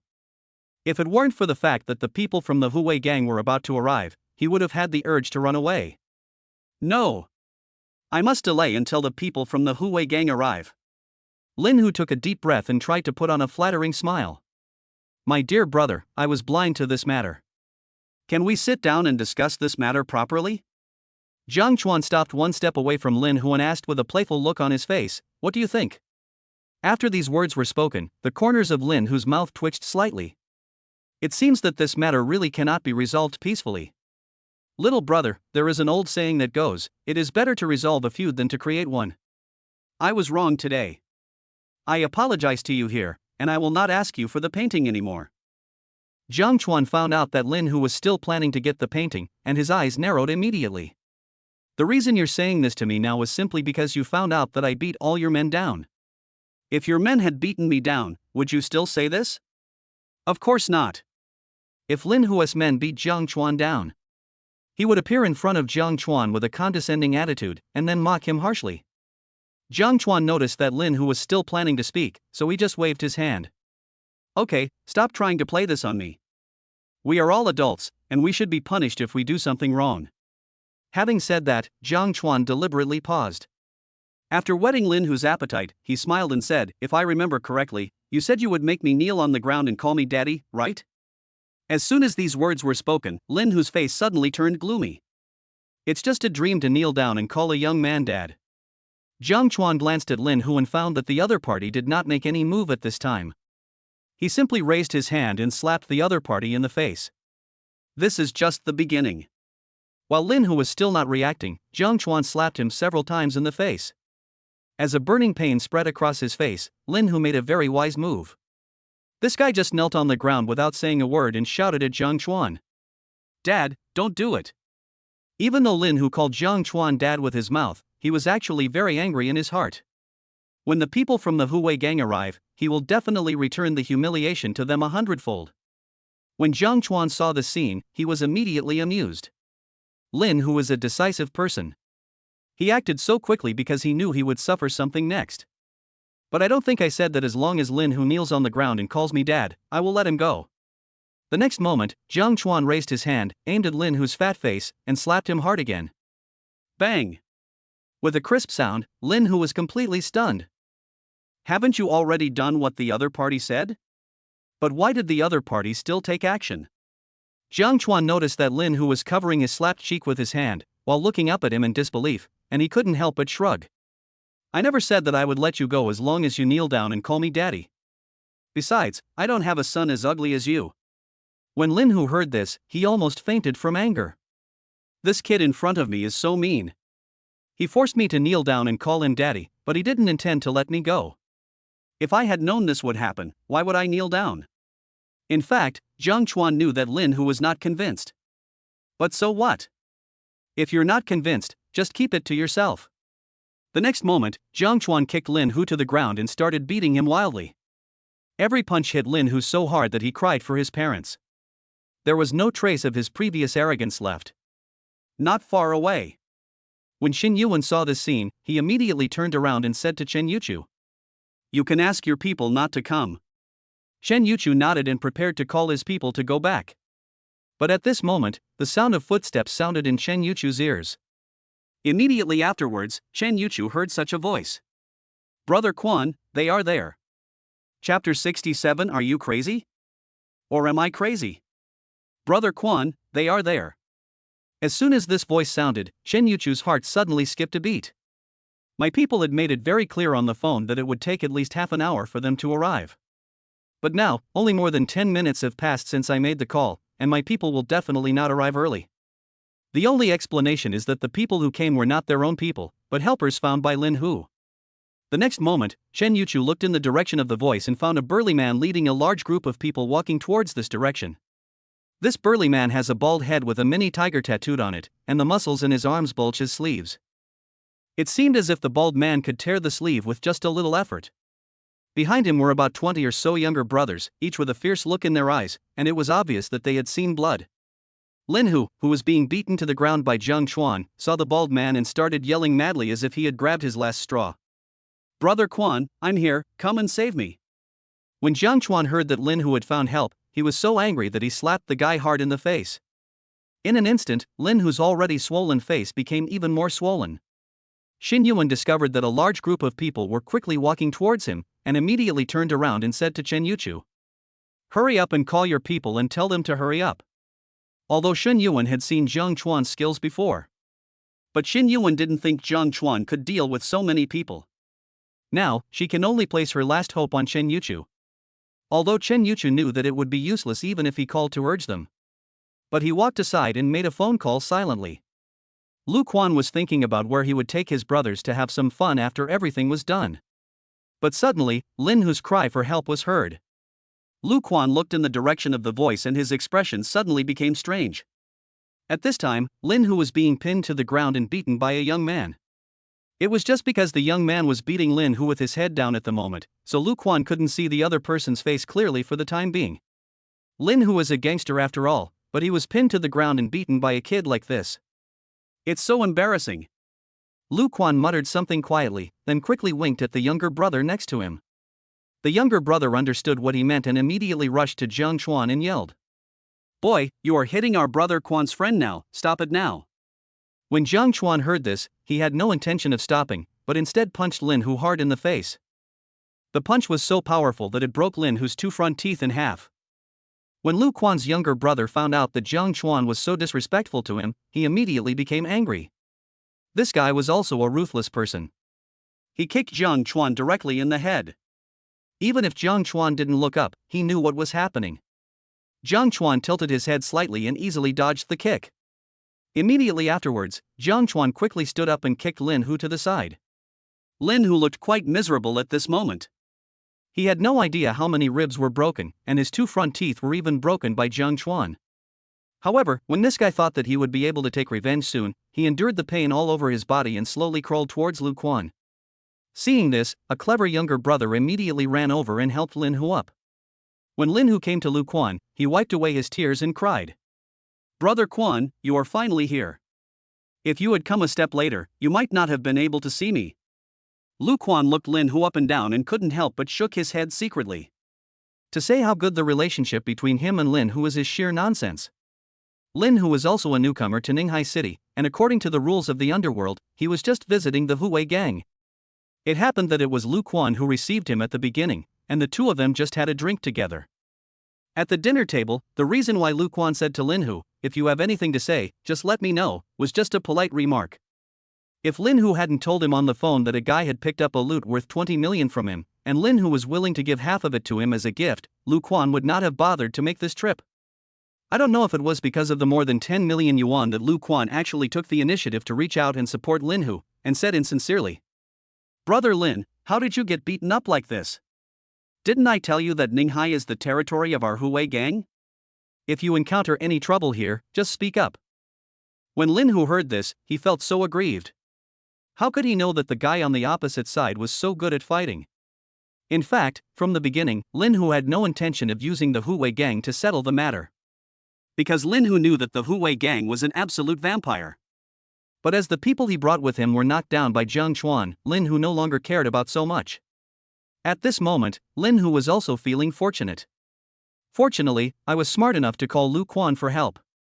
Otherwise, he would be beaten to death by the guy opposite. Even though Lin Hu felt like his whole body was about to fall apart at this moment, he still forced himself to speak. "Brother Quan, I made a mistake this time, but fortunately, I saved that guy with my life." Having said that, Lin Hu slowly turned around, pointed at Jiang Chuan opposite him and continued, "Brother Quan, it's this guy. This afternoon I saw a fake painting in the treasure pavilion and was planning to bid for it for 200,000 yuan, but this guy intervened and bought the fake painting for 300,000 yuan. Later, this lucky guy found the real thing among the fakes. I have asked someone to find out. This guy sold the real thing to the treasure pavilion for auction and made more than 20 million in one go." Perhaps Lin Hu was afraid that the chips he threw out were not enough to impress Lu Quan, so Lin Hu secretly gritted his teeth. "Brother Quan, did you see the two girls next to this boy? They are the best of the best. If Brother Quan can help me take down this boy today, I will give you half of the money and one of the girls." When Lu Quan heard what Lin Hu said, he immediately laughed. Lu Quan was considered an old hand and understood Lin Hu's previous plan immediately. This guy must have intended to have both money and people before. However, after realizing that he couldn't eat alone, he decided to call himself. I, Lu Quan, would like to see who can beat Lin Hu into this state by himself. The next moment, Lu Quan's gaze swept towards the opposite side. But when Lu Quan saw Jiang Chuan's appearance clearly, his expression suddenly became strange. Is it you, Lin Hu, who has gone crazy? Or is it me, Lu Quan, who has gone crazy? He actually asked me to deal with him. Chapter 68 The Two Women's Decision. It's over, Xin Yuan, we are in big trouble this time. Just as Xin Yuan was worried about the situation that would follow, Chen Yuchu's voice suddenly came to his ears. Xin Yuan turned his head and found that Chen Yuchu had nothing but a wry smile on his face, so he couldn't help but ask. Your people can't come? Chen Yuchu shook his head and explained in a low voice. The big trouble I'm talking about is not that my people can't come, but that the guy named Lu Quan on the opposite side is very important. He is a hall master of the Hu Wei gang. In addition to his own ability to fight, he also has a group of desperate criminals under his command. Even if my people come, I'm afraid. Although Chen Yuchu didn't finish her words, Xin Yuan understood what she meant.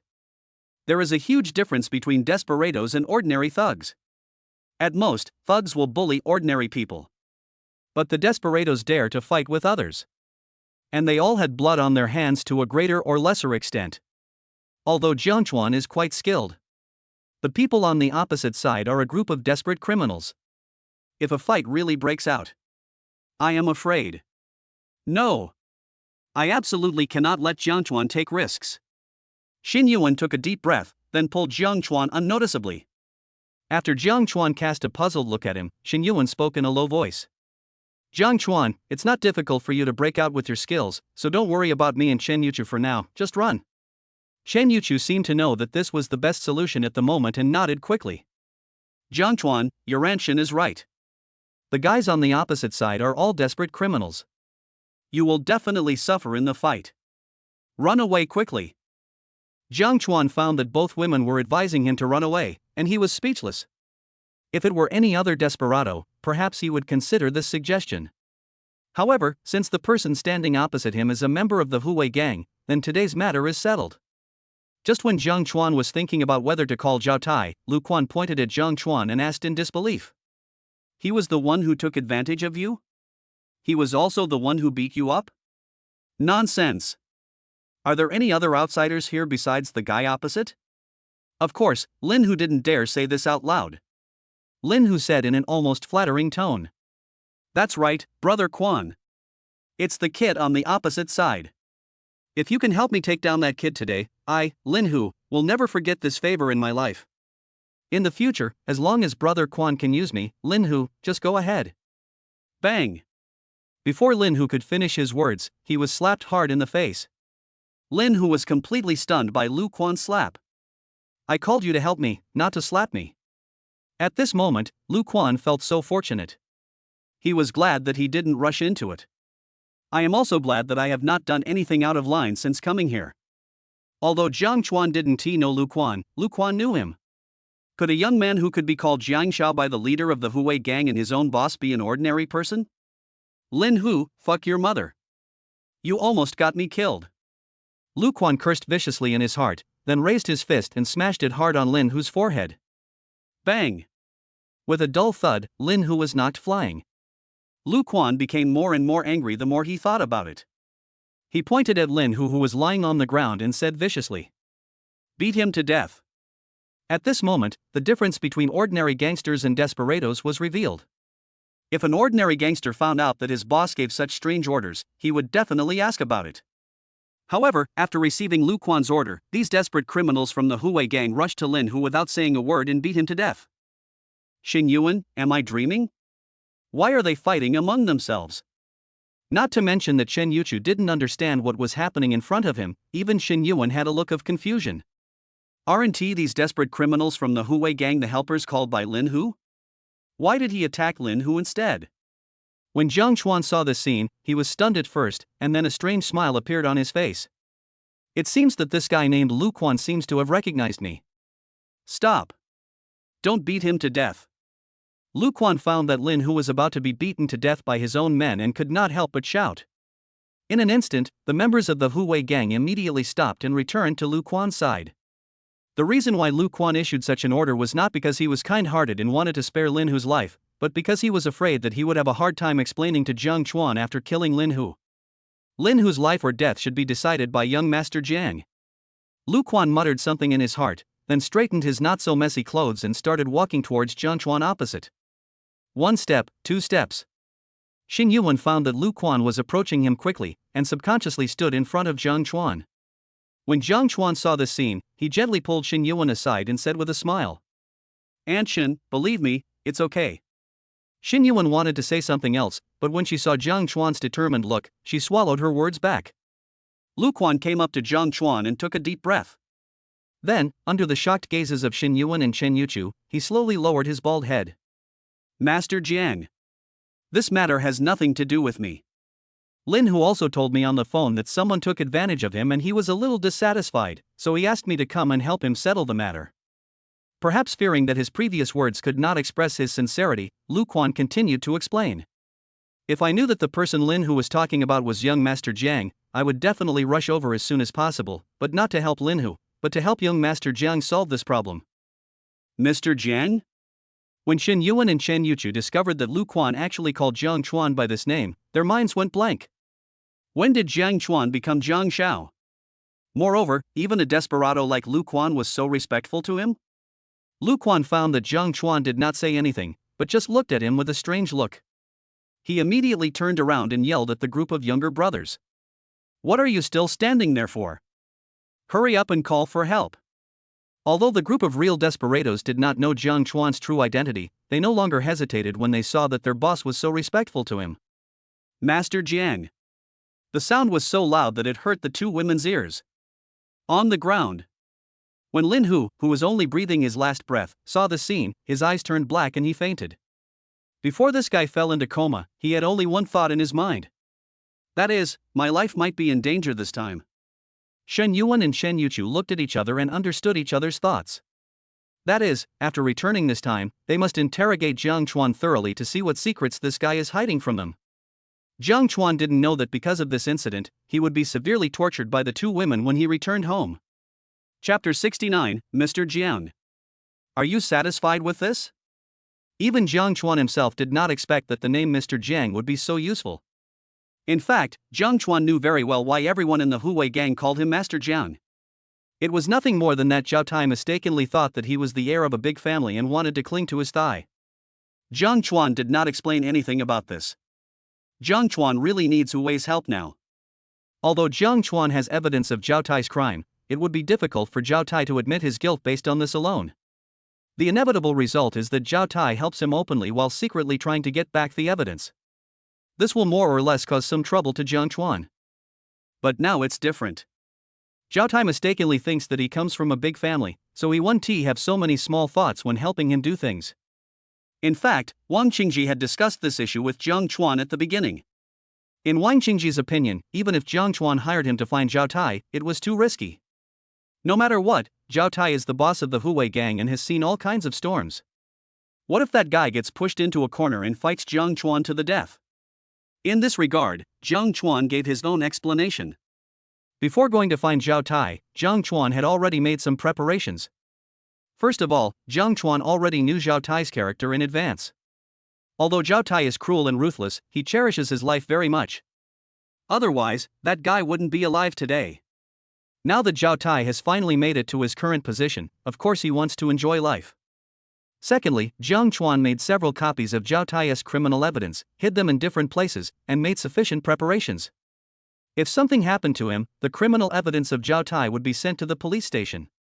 In this situation, is Zhao Tai really willing to give up his current life and fight to the death with Jiang Chuan? Besides, Jiang Chuan never made any excessive demands to Zhao Tai. Zhao Tai would not be so stupid as to kill Jiang Chuan at the risk of having the evidence of his crime sent to the police station. Zhao Tai is not stupid. As long as Jiang Chuan doesn't want his life. I guess this guy won't get angry with Jiang Chuan. As for Zhao Tai mistaking Jiang Chuan for a young master from a large family, that was an unexpected gain from their last trip to the bar. In fact, it is completely understandable that Zhao Tai mistook Jiang Chuan for a super young master from the imperial capital. First of all, Jiang Chuan was able to collect evidence of his crimes over the years. Secondly, Wang Qingji's performance that night was truly amazing. As the leader of the Huwei gang, Zhao Tai has seen many tough guys over the years. Among the powerful people Zhao Tai knows, Wang Qingji can definitely be ranked among the top. Due to a series of coincidences, Zhao Tai mistakenly thought Jiang Chuan was a super young master from the imperial capital. If Zhao Tai knew that I was not the super rich young master he described me as, but an ordinary person, I wonder how he would react? Jiang Chuan muttered softly, his eyes falling on Lu Quan. At this moment, Lu Quan lowered his head obediently like a primary school student who had made a mistake and was about to be punished. He looks very respectful. Where is the majesty of the leader of the Tiger Power Gang? In fact, Lu Quan is also very nervous now. Although he didn't know Jiang Chuan's true identity, he could tell from Zhao Tai's attitude towards him that he was definitely someone he couldn't afford to offend. I heard that this kind of super young master usually has a weird temper. If this young master Jiang gets angry because of what happened tonight, I'm afraid even my boss won't be able to protect me. Damn you Lin Hu, you've screwed me over this time. Even if young master Jiang can spare your life, I will send you to hell. Lu Quan silently greeted Lin Hu's ancestors for 18 generations in his heart, and quietly waited for Jiang Chuan's handling result. May I have your name? Just when Lu Quan was feeling nervous, Jiang Chuan's voice suddenly came to his ears.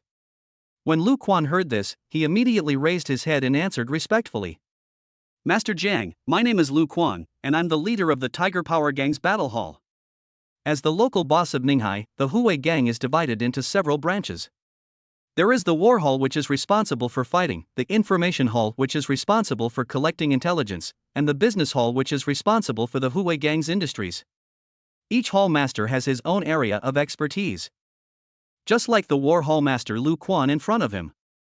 Although this guy is greedy for money and lustful, he has extraordinary fighting ability and has made many contributions to the Huwei Gang. Lu Quan.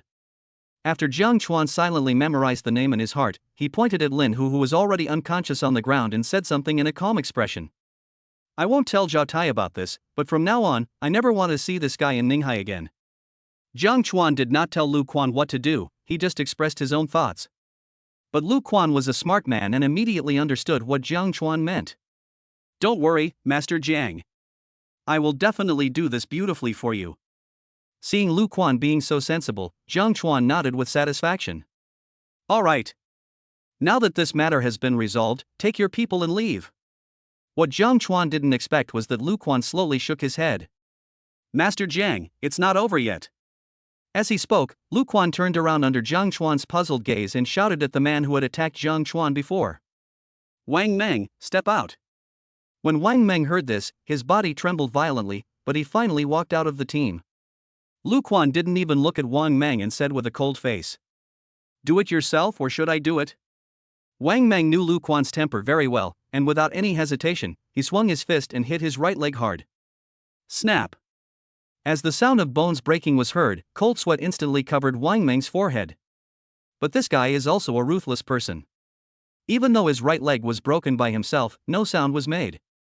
Lu Quan looked at Wang Meng with indifference after he finished all this, and said softly. After you go back, tell the people at the Xintang that this leg was broken when we were fighting for the Huwei Gang, and ask them to pay the medical expenses of 200,000 yuan. When Wang Meng heard this, he immediately knew that this was Lu Quan's compensation to him, and said with gratitude. Thank you, Brother Quan. Cruel and ruthless. Clear rewards and punishments. This is Jiang Chuan's evaluation of Lu Quan. As expected, none of the people who can become the leader of the Huwei Gang are good people. After Lu Quan finished dealing with all this, he turned around quickly and faced Jiang Chuan. Master Jiang, are you satisfied with this result? People have already done things to this point, and it would be a bit unkind of Jiang Chuan to say that he is not satisfied. As Jiang Chuan nodded, Lu Quan only left one sentence, saying that if Jiang Chuan had the chance in the future, he could ask him out for a drink. Jiang Chuan watched the people from the Huwei Gang dragging the unconscious Lin Hu out of his sight, then turned and spoke to the two women behind him. Anshan, the matter has been resolved, let's go back. Shen Yuan and Shen Yuchu didn't say anything and went straight back to the car. There were no more setbacks on the way back. Soon, Jiang Chuan and the other two returned to Shen Yuan's courtyard. But as soon as Jiang Chuan stepped into the courtyard, Chen Yuchu locked the gate. As for Xin Yuan, he walked directly onto the stone bench. Xin Yuan pointed to the empty stone bench next to him and said something with a serious expression. Jiang Chuan, come and sit over here. I have something to ask you. When Jiang Chuan saw the scene, his heart suddenly skipped a beat. Oops. These two aunts of mine seem to be angry. Chapter 70, Leniency to those who confess, severity to those who resist. In the courtyard, Jiang Chuan looked at Xin Yuan with a serious face, and a hint of helplessness appeared on his face. How could he know that Lin Hu would ask the Hu Wei gang for help? I guess Xin Yuan is now angry about being associated with the Hu Wei gang. When Jiang Chuan was thinking about how to explain this matter to Xin Yuan, he suddenly felt someone gently pushing him from behind. Jiang Chuan turned his head and found that Chen Yuchu was also looking at him seriously. Jiang Chuan, your Aunt Xin is calling you. Have to. Xin Yuan was not the only one who was angry. Even Chen Yuchu was angry. But Jiang Chuan was puzzled. If Xin Yuan was angry, I could understand it. After all, the other party has always regarded himself as a junior, and the Hu Wei gang is considered notorious in Ninghai. Under such circumstances, it is understandable that Xin Yuan was angry after learning that he had connections with the Hu Wei gang. But why are you, Chen Yuchu, angry about this? When Chen Yu first saw Jiang Chuan, he didn't make any move and walked straight to the stone bench and sat down. Jiang Chuan felt a little overwhelmed by the gazes of the two women. Helplessly, Jiang Chuan could only sit on another stone bench. Jiang Chuan, tell Aunt Xin honestly, have you joined the Hu Wei gang? The reason why you wanted to stock up the old house in the western suburbs was also because of the information given to you by the Hu Wei gang? When Jiang Chuan heard this, he immediately shook his head. Aunt Xin, I never thought of joining a gang. I just stumbled upon the old house in the western suburbs by accident. Real? Truer than gold. At this time, Jiang Chuan's expression was even more serious than the two women. Jiang Chuan never thought about joining a gang. Jiang Chuan also knew that people who were involved in gangs would not have a good ending. The reason why he went to find Zhao Tai was simply to get the Hu Wei gang to do something for him. Moreover, Jiang Chuan would never let his fate be tied to the Hu Wei gang. Xin Yuan stared at Jiang Chuan carefully for a long time, and found that the other party did not seem to be lying, and secretly breathed a sigh of relief. Previously, Xin Yuan was really afraid that Jiang Chuan would join the Hu Wei gang and become a member of the gang. Of course, Xin Yuan doesn't look down on people who are involved in gangs. It's just that Xin Yuan's certain experiences made her very resistant to gangster life. Then tell us, why did Lu Quan call you Master Jiang? At this time, Chen Yuchu also spoke. After learning that Jiang Chuan did not join the Hu Wei gang, Chen Yuchu also secretly breathed a sigh of relief. In fact, even Chen Yuchu didn't know why he had such a reaction. Logically speaking, Jiang Chuan and I have only known each other for a short time. Even if Jiang Chuan joined the Hu Wei gang, it has nothing to do with him. Finally, Chen Yuchu thought for a long time before finally coming to a conclusion. That is to love the house and love the dog. He had such a good relationship with Xin Yuan, and Xin Yuan regarded Jiang Chuan as a junior, so he didn't want anything to happen to Jiang Chuan. Jiang Chuan glanced at Xin Yuan and found that this woman was looking at him with curiosity, her eyes moving quickly. Aunt Chen, if I tell you that I once met the leader of the Tiger Power Gang, and that the leader was also shocked by my domineering aura and cried and begged me to accept him as my younger brother, would you believe it? I don't trust you. Hearing this, Chen Yuchu immediately puffed up his cheeks and looked at Jiang Chuan angrily. Jiang Chuan, do you really think I, Aunt Chen, am a fool? Zhao Tai is a cruel and ruthless guy. How could he cry and beg to be your little brother?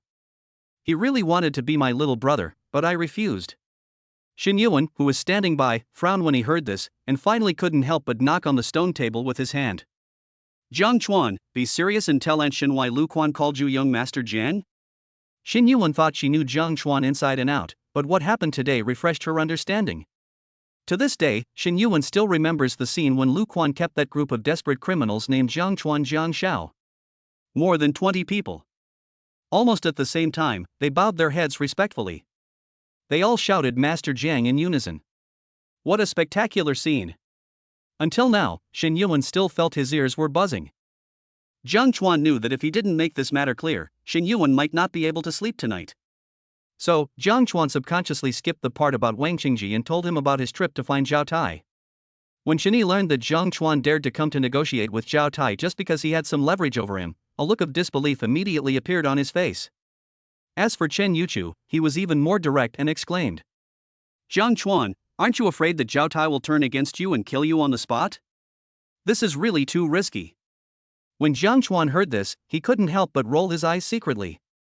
Why do some people always feel that it is too risky to go find Zhao Tai? That's right. Zhao Tai is a gang boss. But he is also a human being. As long as you are human, you have your weaknesses. Zhao Tai climbed up desperately. What is it for? Just to make others afraid of him? Fart. The reason why Zhao Tai worked hard to climb up. It's just about enjoying life. Zhao Tai now has neither fame nor money. Of course I want to enjoy life. But now, Jiang Chuan took out his criminal evidence in front of Zhao Tai and told him clearly that as soon as anything happened to him, these criminal evidences would be sent to the police station. In this situation, does Zhao Tai still dare to touch Jiang Chuan? Zhao Tai is not as brainless as some people. As long as Jiang Chuan doesn't endanger his life, even if there is no tough guy like Wang Xingji, the other party probably won't act rashly. In other words, Wang Xingji's presence was just icing on the cake for that day's trip to the bar, and it was by no means a life-saving help.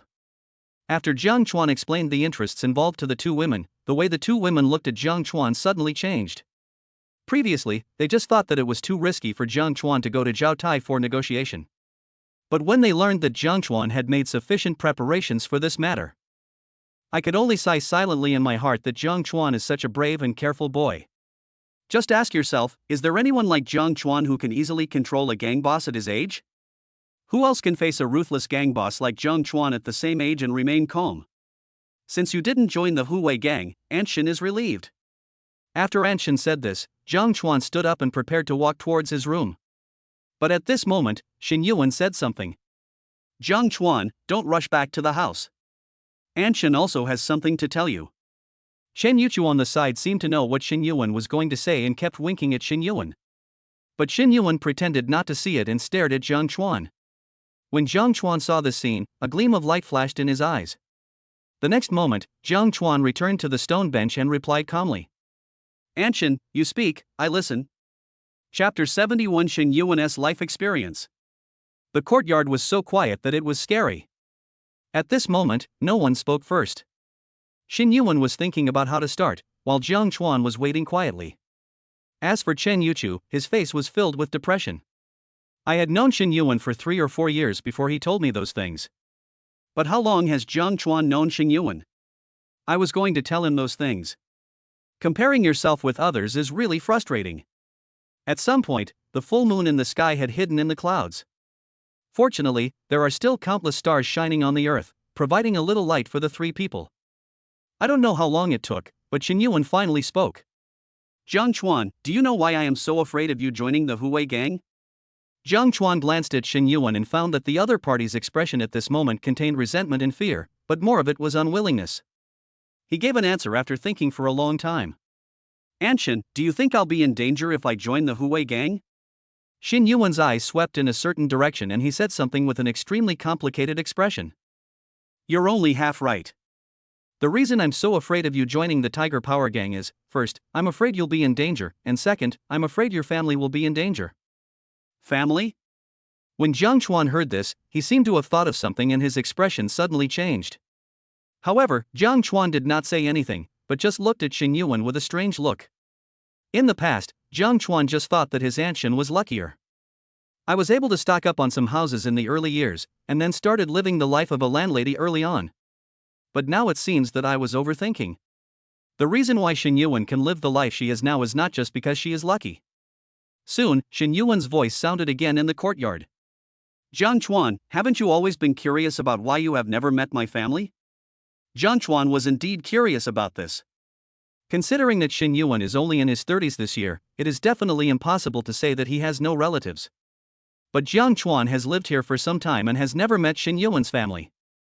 At some point, Xin Yuan's gaze returned to Jiang Chuan's face again. I still have a father. But I will never allow him to come and see me. If he dares to step into this small courtyard, I will immediately move out of Ninghai and let him never find me again. How great a hatred must there be to make Xin Yuan stop her biological father from coming to see her? Even Xin Yuan was willing to give up this huge industry for this. Xin Yuan is right. I have never met her father in these years. I later learned that her father moved to Ninghai because he did not listen to her advice and looked for her once. Chen Yuchu seemed to already know what Xin Yuan was going to do, so he didn't help to hide it. So, Anshin, your father is a gangster? From Xin Yuan's previous behavior and what he said now, Jiang Chuan had already guessed something. But Jiang Chuan still wanted to confirm it from Xin Yuan. Xin Yuan found that Jiang Chuan's eyes were fixed on him. After hesitating for a moment, he nodded heavily. You guessed it right. My father is also a member of the so-called underworld, and he is a well-known figure in the underworld. When Xin Yuan mentioned his father, there was no respect on his face, but instead it was full of resentment. This scene caught Jiang Chuan's attention and made him feel very curious. What on earth did Xin Yuan's father do to make his own daughter regard him as her enemy? Just as Jiang Chuan lowered his head in thought, Xin Yuan's voice came to his ears again. Jiang Chuan, are you curious? They are obviously biological father and daughter, but they live like enemies? Jiang Chuan raised his head, glanced at Xin Yuan, and nodded slightly. I am indeed a little curious. Even if Anshin's father is a gangster, it shouldn't make you hate him so much, right? How can I not hate him? Suddenly, Xin Yuan became excited. I used to have a happy family, a lovely brother, and a mother who loved me. But because he was reluctant to give up the power in his hands, I saw my brother and mother strangled to death with my own eyes. Jiang Chuan, can you imagine that during that period, every night when I closed my eyes, the scene of them being strangled to death would appear in my mind? Jiang Chuan noticed that Xin Yuan was sobbing softly while speaking, and he sighed slightly in his heart. Xin Yuan had talked about the matter to this point, and Jiang Chuan also had a general idea of it. It's simply that Xin Yuan's father offended too many people in his attempt to climb the ladder. Those enemies couldn't do anything to Xin Yuan's father, so they finally chose to attack his family. As a result, Xin Yuan's mother and brother became victims. Looking at Xin Yuan, who was sobbing continuously, Jiang Chuan did not say any words of comfort, but stood up and walked to her side. Just when Chen Yuchu was curious about what Jiang Chuan was going to do, he saw Jiang Chuan directly hug Xin Yuan into his arms. Oh my god! Jiang Chuan is a real good at finding opportunities. If Jiang Chuan had done this at any other time, Xin Yuan would have pushed him away without hesitation. But now Xin Yuan is at his most vulnerable and needs a solid embrace. Just as Chen Yuchu had guessed, at this moment Xin Yuan did not push Jiang Chuan away, but directly hugged Jiang Chuan. Time seemed to freeze at this moment. Xin Yuan hid in Jiang Chuan's arms, as if she wanted to release the emotions that had been suppressed for many years. Jiang Chuan also knew that no matter what he said now, it would all seem so pale and powerless, so he could only gently pat Xin Yuan's back with his right hand. As for Chen Yuchu, he looked at the two people in front of him speechlessly. Good job. It was originally a very sad thing. You guys made it quite romantic. Xin Yuan cried for several minutes before she remembered that there was an outsider here, and she immediately climbed up from Jiang Chuan's arms. Xin Yuan wiped the tears from the corners of her eyes and said with a wry smile. Jiang Chuan, I'm sorry, I lost my composure tonight. Jiang Chuan understands Xin Yuan very well. After all, he had seen his family die in front of him. This will definitely become a nightmare for the rest of my life. Anshin, I'm actually very happy that you can tell me this. It means that you don't treat me as an outsider. Suddenly, Jiang Chuan thought of something, pointed at the small courtyard in front of him, and asked softly. So this courtyard and those properties are also the credit of your father? No. Hearing Jiang Chuan's question, Xin Yuan shook his head without hesitation. I have not accepted any favors from him over the years. This courtyard and property are all mine. After hearing this, Jiang Chuan nodded secretly. If that's the case, then Xin Yuan has the right to hate her father. If Xin Yuan spent the money earned by her father while hating him, that's a bit unauthentic. Chapter 72. It's better for 3 people to live a good life than anything else. The reason why Xin Yuan said these words tonight. Firstly, he wanted to tell Jiang Chuan through these things that he hated gangs very much and hoped that Jiang Chuan would not have too close contact with the Huwei gang. Secondly, Xin Yuan did want Jiang Chuan's help with something. But it is not easy to accomplish that. It can be said that there are many difficulties. Therefore, Xin Yuan thought it would be better to give Jiang Chuan a vaccination in advance, so that when he told Jiang Chuan about that matter, he would not be rejected without hesitation by Jiang Chuan. Chen Yuchu, who was standing by, found that Xin Yuan had no intention of talking about that thing tonight, and secretly breathed a sigh of relief. During this period, Chen Yuchu was also helping Xin Yuan select suitable people to do that thing. However, all the candidates selected by Chen Yuchu were eliminated by Xin Yuan. In fact, Chen Yuchu also understood in his heart that Xin Yuan might have already selected the candidate. That person was Jiang Chuan. It's just because the time is not yet ripe. That's why Xin Yuan didn't tell Jiang Chuan about that thing. There's still a month left, so there's no need to rush. Chen Yuchu thought so in his heart, walked quickly to Jiang Chuan and patted him on the shoulder. Jiang Chuan, in short, you should listen to your Aunt Shen. Try not to get too entangled with the Hu Wei gang in the future. If you really need to use the Hu Wei gang, you must be cautious and careful. Don't let the Hu Wei gang drag you down. Jiang Chuan certainly understood what Chen Yuchu meant and nodded quickly. Don't worry, I have my own way with the Tiger Power gang. The current Hu Wei gang is a double-edged sword for Jiang Chuan. If used properly, it can help Jiang Chuan solve many problems. But if you don't use it properly, you may get yourself into trouble. Therefore, Jiang Chuan has always been very cautious about how to use the Hu Wei gang. I'm not as idle as you two, standing in the yard in the cold wind at night. I'll go into the house first. Jiang Chuan watched Chen Yuchu walk quickly into the house and smiled at Xin Yuan. Aunt Shen, let's go inside too. Xin Yuan nodded, took a step forward and walked into the house. Don't look at Xin Yuan acting so calm now. But I was very panicked in my heart. What happened to me just now? I actually cried for so long in the arms of a junior. This time, Chen Yuchu didn't know how long he would laugh at himself. But then again, has Jiang Chuan been exercising recently? Why do I feel so secure when I lie in his arms? Jiang Chuan entered the house and found that the heating was full. The woman, Chen Yuchu, was already lying barefoot on the sofa, watching TV.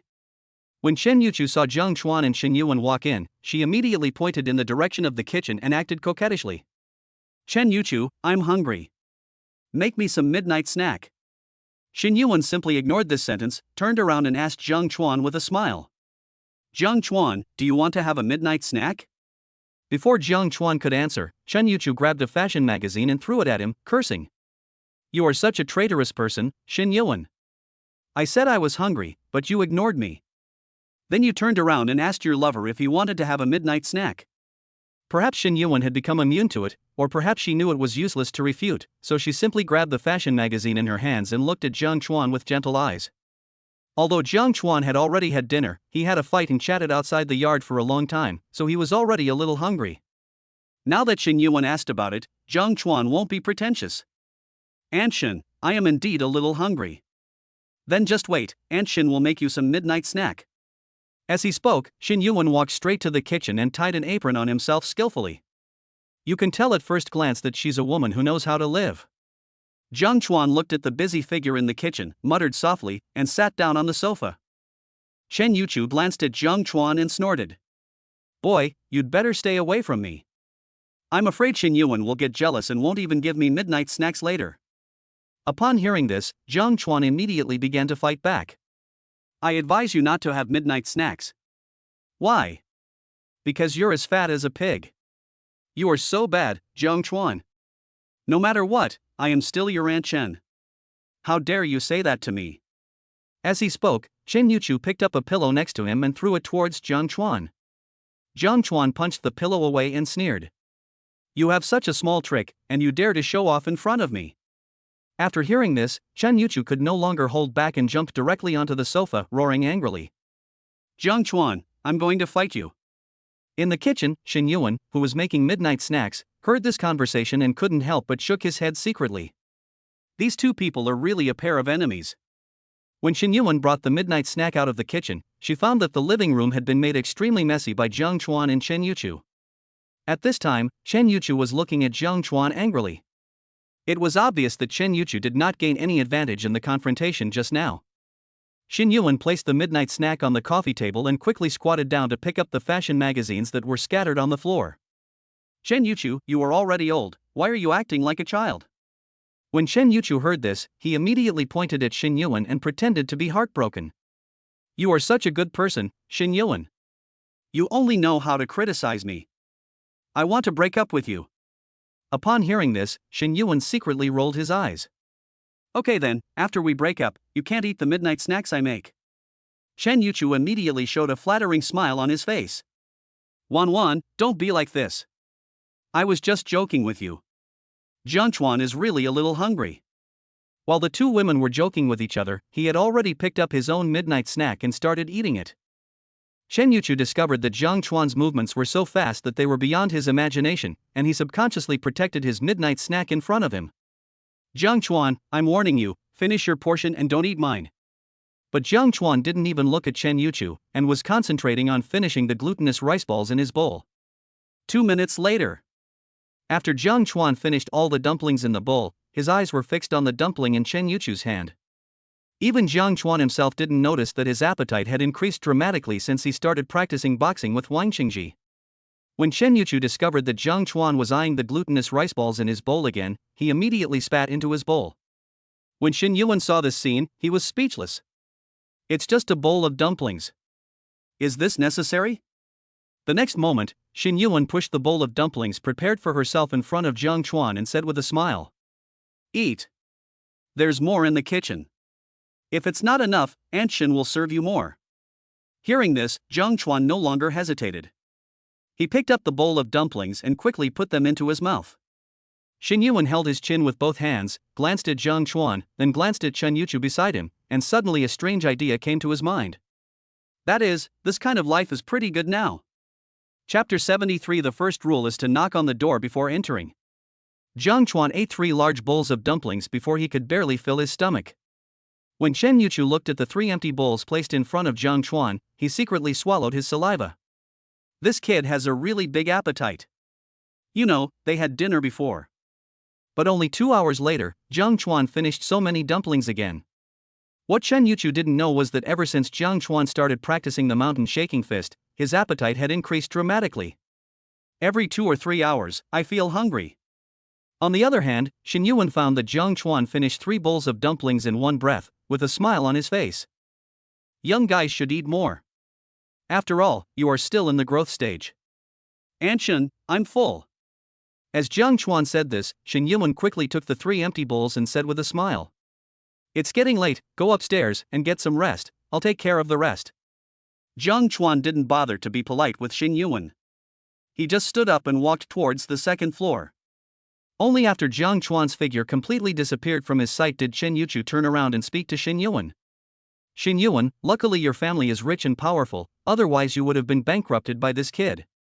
Xin Yuan rolled his eyes at Chen Yuchu and snatched the empty bowl from his hand. "Chen Yuchu, Jiang Chuan at least calls you Aunt Chen, can't you give in to him more often?" "What?" When Chen Yuchu heard this, he stood up on the sofa and said angrily, "Xin Yuan, Jiang Chuan bullies me every day. If I let him do what he wants, he will just poop and pee on my head." Xin Yuan glared at Chen Yuchu, as if blaming her for using such vulgar words. However, Chen Yuchu's personality is carefree, and she and Xin Yuan have known each other for many years, so she naturally doesn't care about these things. Xin Yuan couldn't help but shook his head when he found that Chen Yuchu didn't think there was anything wrong. Don't say these dirty words in front of Jiang Chuan in the future, so as not to teach him bad things. Chen Yuchu. Good, good, good. This is how you two play, right? Everyone speaks for the other party, making themselves feel like outsiders. You two bastards, just wait for me. Don't let me, Chen Yuchu, catch the opportunity. Otherwise I will let you two bastards know how powerful I am. Chen Yuchu slandered the two of them harshly in his heart, and suddenly smiled at Xin Yuan. Wan, I want to sleep with you tonight. When Chen Yuchu heard such a cheesy name, he got goosebumps all over his body. No, I'm not used to sleeping with people. No, I'm afraid of the dark, so I want to sleep with you. In the end, Xin Yuan couldn't persuade Chen Yuchu and agreed to let him sleep with her. However, Xin Yuan told Chen Yuchu that if she did anything out of line in bed, she should immediately go to the next room to sleep. As soon as Xin Yuan agreed, Chen Yuchu immediately jumped and danced on the sofa like a little girl. Jiang Chuan returned to the room but did not fall asleep immediately. Previously, Wang Qingji told Jiang Chuan that the only way to become stronger was to practice continuously. Although Wang Qingji was not with Jiang Chuan had no intention of slacking off. Soon, Jiang Chuan started performing the mountain shaking fist in the room. The mountain shaking fist is a real killing skill. If Jiang Chuan can practice this set of boxing to a certain level, sooner or later he will become a fierce man like Wang Qingji. As time went by, Jiang Chuan performed the mountain shaking fist in its entirety. During this period, Jiang Chuan did not feel the internal force described in martial arts novels. Jiang Chuan only vaguely discovered that he was becoming more and more proficient in the mountain shaking fist. Jiang Chuan didn't know that this was the truth behind practice makes perfect. The reason why Wang Qingji was able to practice the mountain shaking fist into a killing skill. That's because he started practicing the mountain shaking fist at the age of 11. After performing a set of mountain shaking fist, Jiang Chuan felt an indescribable sense of peace and tranquility throughout his body. His clothes were soaked with sweat. At this time, Jiang Chuan had become addicted to this feeling. The only thing that made Jiang Chuan feel a little regretful was that there were no training poles in the room. If you can practice on a training post, the results will definitely be more significant. No. I have to find a way to get some practice stakes back. At this moment, Jiang Chuan has set a small goal for himself. That is to break 10 training stakes in the coming year. As time went by, Jiang Chuan performed the mountain shaking fist 3 times in one breath. At this time, his clothes were completely soaked with sweat. Although Jiang Chuan's physical fitness has improved significantly since he practiced the mountain handing fist, he is not afraid of catching a cold at all. But I still felt a little uncomfortable wearing such wet clothes. So Jiang Chuan took off all his clothes, leaving only a pair of shorts. If Chao Jianjia saw the scene, she would definitely exclaim that Jiang Chuan had changed so much during this period of time. The last time Chao Jianjia and Jiang Chuan had a frank talk, the other party was still a little thin. It's the kind that doesn't really give people a sense of security. But now Jiang Chuan is not only much stronger, but also has abdominal muscles. With his handsome face, it is easy for him to win the favor of women. Jiang Chuan admired the changes in his body through the mirror in the room and prepared to go to bed. But at this moment, the door of his room was suddenly pushed open. Immediately afterwards, Chen Yuchu and Xin Yuan walked into his room. In an instant, the whole room fell silent. When Xin Yuan saw Jiang Chuan's current appearance, he subconsciously covered his eyes with his hands. As for the woman Chen Yuchu, she opened her eyes wide and stared at Jiang Chuan. Oh my goodness! Jiang Chuan usually keeps himself covered tightly, but I didn't expect that he has such a good figure. If I were with him, I would be so happy. Jiang Chuan did not expect that 2 women would suddenly break into his room. He was stunned for a moment, then quickly picked up his pants on the ground and put them on. After doing all this, Jiang Chuan asked speechlessly, Anchan, don't you know to knock on the door before entering? Chen Yuchu reacted and fiercely swept Jiang Chuan's abdominal muscles, pretending to be indifferent and said, TSK. You make me want to look at you. Even though you are a handsome guy, have a good figure, and are good at fighting. Ugh. Anyway, I have no interest in you. As he spoke, Chen Yuchu pulled Xin Yuan in front of him and started to pass the blame. It was your Aunt Xin who said that she heard some noise coming from your room from time to time and she was worried about you, so she forced me to come and see you. When Xin Yuan heard Chen Yuchu put all the blame on herself, she immediately became unhappy. Chen Yuchu, it was you who wanted to see what Jiang Chuan was doing, so you dragged me up here by force. When Jiang Chuan heard what the 2 women said, he couldn't help but shook his head secretly. It was probably because the noise he made while practicing boxing was too loud and attracted the attention of the 2 women. Jiang Chuan picked up the clothes on the ground, put them on quickly, and chuckled. Anchan, I'm fine. I was just practicing boxing just now. After Jiang Chuan's explanation, the 2 women finally understood what the noise was just now. In order not to disturb Jiang Chuan's rest, Xin Yuan quickly pulled Chen Yuchu out of the room. But just as the 2 women were about to leave the room, they were stopped. Facing the 2 women's puzzled eyes, Jiang Chuan pointed in the direction of the gate. Anchan, I have to set a rule for you. From now on, you must knock before entering my room. Chen Yuchu rolled his eyes secretly when he heard this. No. Soon, Chen Yuchu seemed to have thought of something and pointed at Xin Yuan next to him and asked, What about her? Jiang Chuan glanced at Xin Yuan and shook his head quickly. Anchan, you don't need to knock when you come into my room. Chapter 70 for the scheming applicants. Jiang Chuan, I'm going to fight you. Why do you treat me differently? When Chen Yuchu found out that he had to knock on the door when entering Jiang Chuan's room, but Xin Yuan didn't have to, he felt like a little female cat whose tail was stepped on, with all the hair standing on end. At this moment, Chen Yuchu had only one thought in his mind. That means Jiang Chuan is going too far. Xin Yuan noticed that Chen Yuchu was a little agitated at the moment, so he hugged her and comforted her softly. Chen Yuchu, don't get excited. Jiang Chuan was just joking with you. I will knock on the door when I enter his room next time. Originally, Chen Yuchu had been calmed down by Shen Yuan, but Jiang Chuan insisted on saying something at this time. Aunt Shen, I'm not kidding you. Aunt Shen has to knock when she enters my room, but you don't have to knock when you enter my room. Jiang Chuan, from now on, I will never be compatible with you. As he spoke, Chen Yuchu took off his woolen slippers and threw them hard at Jiang Chuan. However, Jiang Chuan was well prepared, so he wouldn't be hit. Although Chen Yuchu had always said that he must fight Jiang Chuan to death tonight, he was eventually dragged away by Shen Yuan. Shen Yuan also helped Jiang Chuan close the door. Looking at her like that, he was afraid that he would not be able to stop Chen Yuchu, causing this woman to rush back into the room and have a duel with Jiang Chuan. When Jiang Chuan heard Chen Yuchu's shouting coming from outside the room, a hint of pride appeared on his face. It's because you always like to tease me when you have nothing to do. Now I finally have the chance to fight back. After performing 3 sets of mountain shaking fists in one breath, Jiang Chuan is now extremely tired. Jiang Chuan was so lazy that he didn't even bother to take a shower. He just lay down on the bed and began to rest. No words all night. In a daze, Shen Yuan heard a strange noise coming from the yard. When Shen Yuan got up from bed and opened the curtains, he found that Jiang Chuan was punching a tree in the yard. Seeing this scene, Shen Yuan showed a strange look on his face. When did Jiang Chuan start liking boxing? Shen Yuan turned around and glanced at Chen Yuchu lying on the bed. Because the two of them chatted until very late before going to bed yesterday, the noise in the yard did not disturb the woman's sweet dream. Why did Shen Yuan know that Chen Yuchu was having a sweet dream? That was because Chen Yuchu would let out a silly laugh from time to time. Shen Yuan walked to the bed and gently covered Chen Yuchu with the quilt.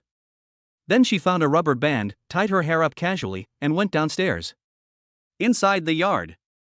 After Jiang Chuan finished performing a set of mountain shaking fist, he suddenly felt refreshed all over his body. When I first started practicing boxing, my hands were in severe pain, but now that I have finished practicing boxing, my hands are only slightly numb. Jiang Chuan has made significant improvements. Jiang Chuan is well aware of the principle of eating one bite at a time. So after completing a set of mountain shaking fist, he did not continue, but returned to the house. As soon as Jiang Chuan entered the house, he found a figure busy in the kitchen. Shen Yuan, who was preparing breakfast, heard footsteps behind him. He immediately turned around and smiled at Jiang Chuan. Jiang Chuan, go take a shower first, breakfast will be ready soon. When Jiang Chuan saw this scene, he felt slightly touched. It seemed that ever since he moved into Shen Yuan's courtyard, he had never worried about 3 meals a day. Jiang Chuan nodded to Shen Yuan and quickly walked into the bathroom.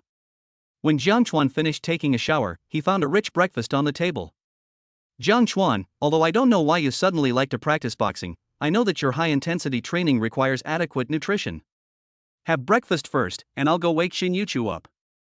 After Shen Yuan finished speaking, he walked straight upstairs. Jiang Chuan looked at Shen Yuan's departing back, quickly walked to the dining table, and enjoyed the breakfast that Shen Yuan had carefully prepared for him.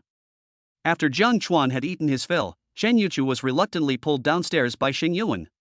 Jiang Chuan did not forget that Chao Jianzhou once told him on the phone to visit Nanshan Group when he was free. Jiang Chuan has always had a positive attitude towards his Aunt Chao. So after waiting for the 2 girls to finish breakfast, Jiang Chuan said hello to them and went out.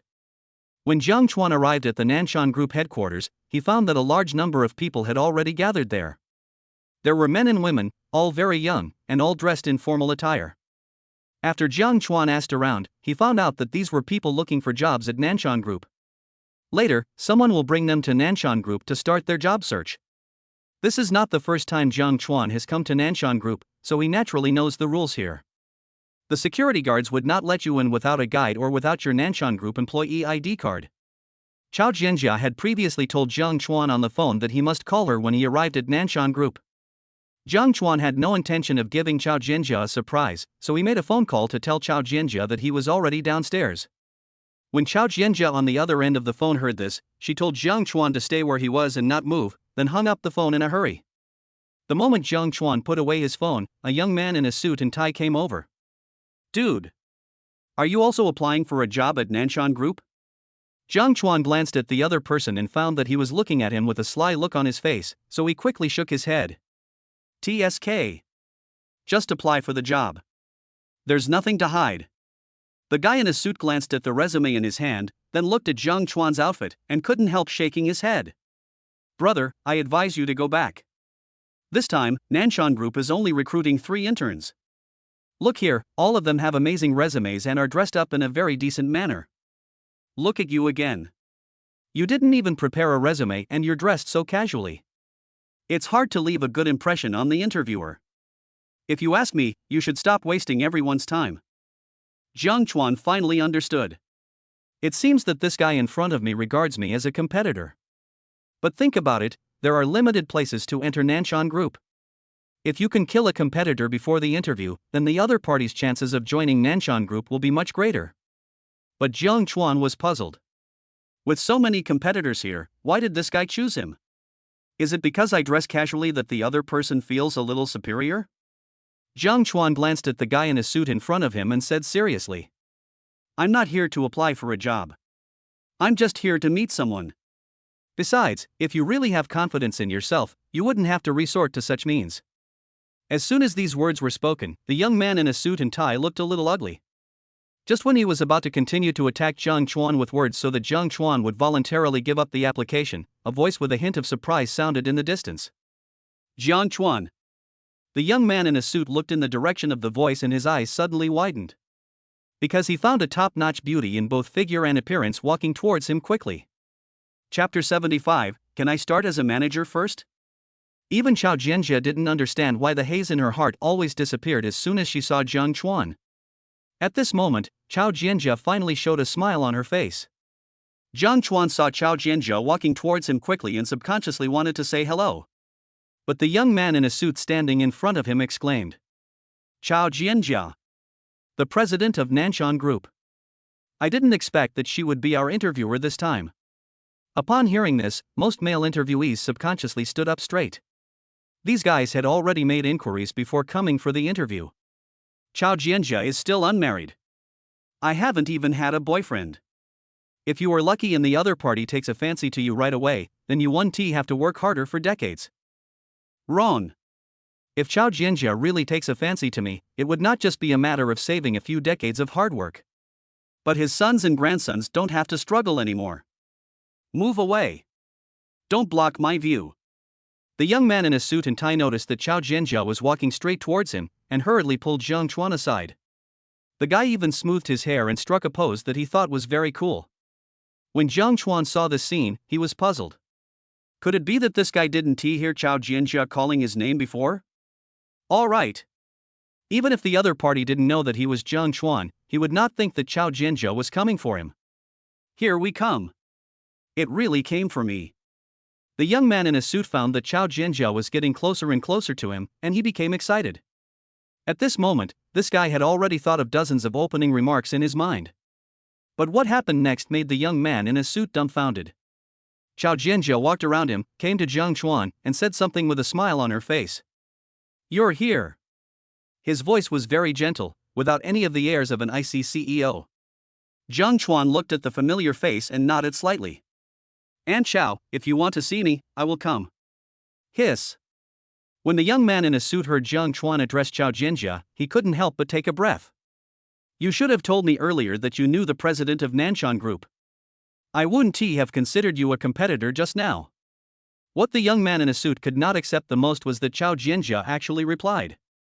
It's not a big deal, you can come over anytime. This is not scientific at all.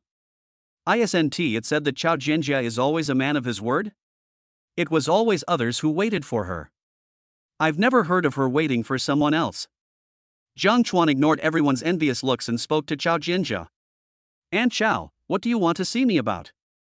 However, Chao Jianjia did not answer the question immediately, but pointed to the building in front. This is not the place to talk.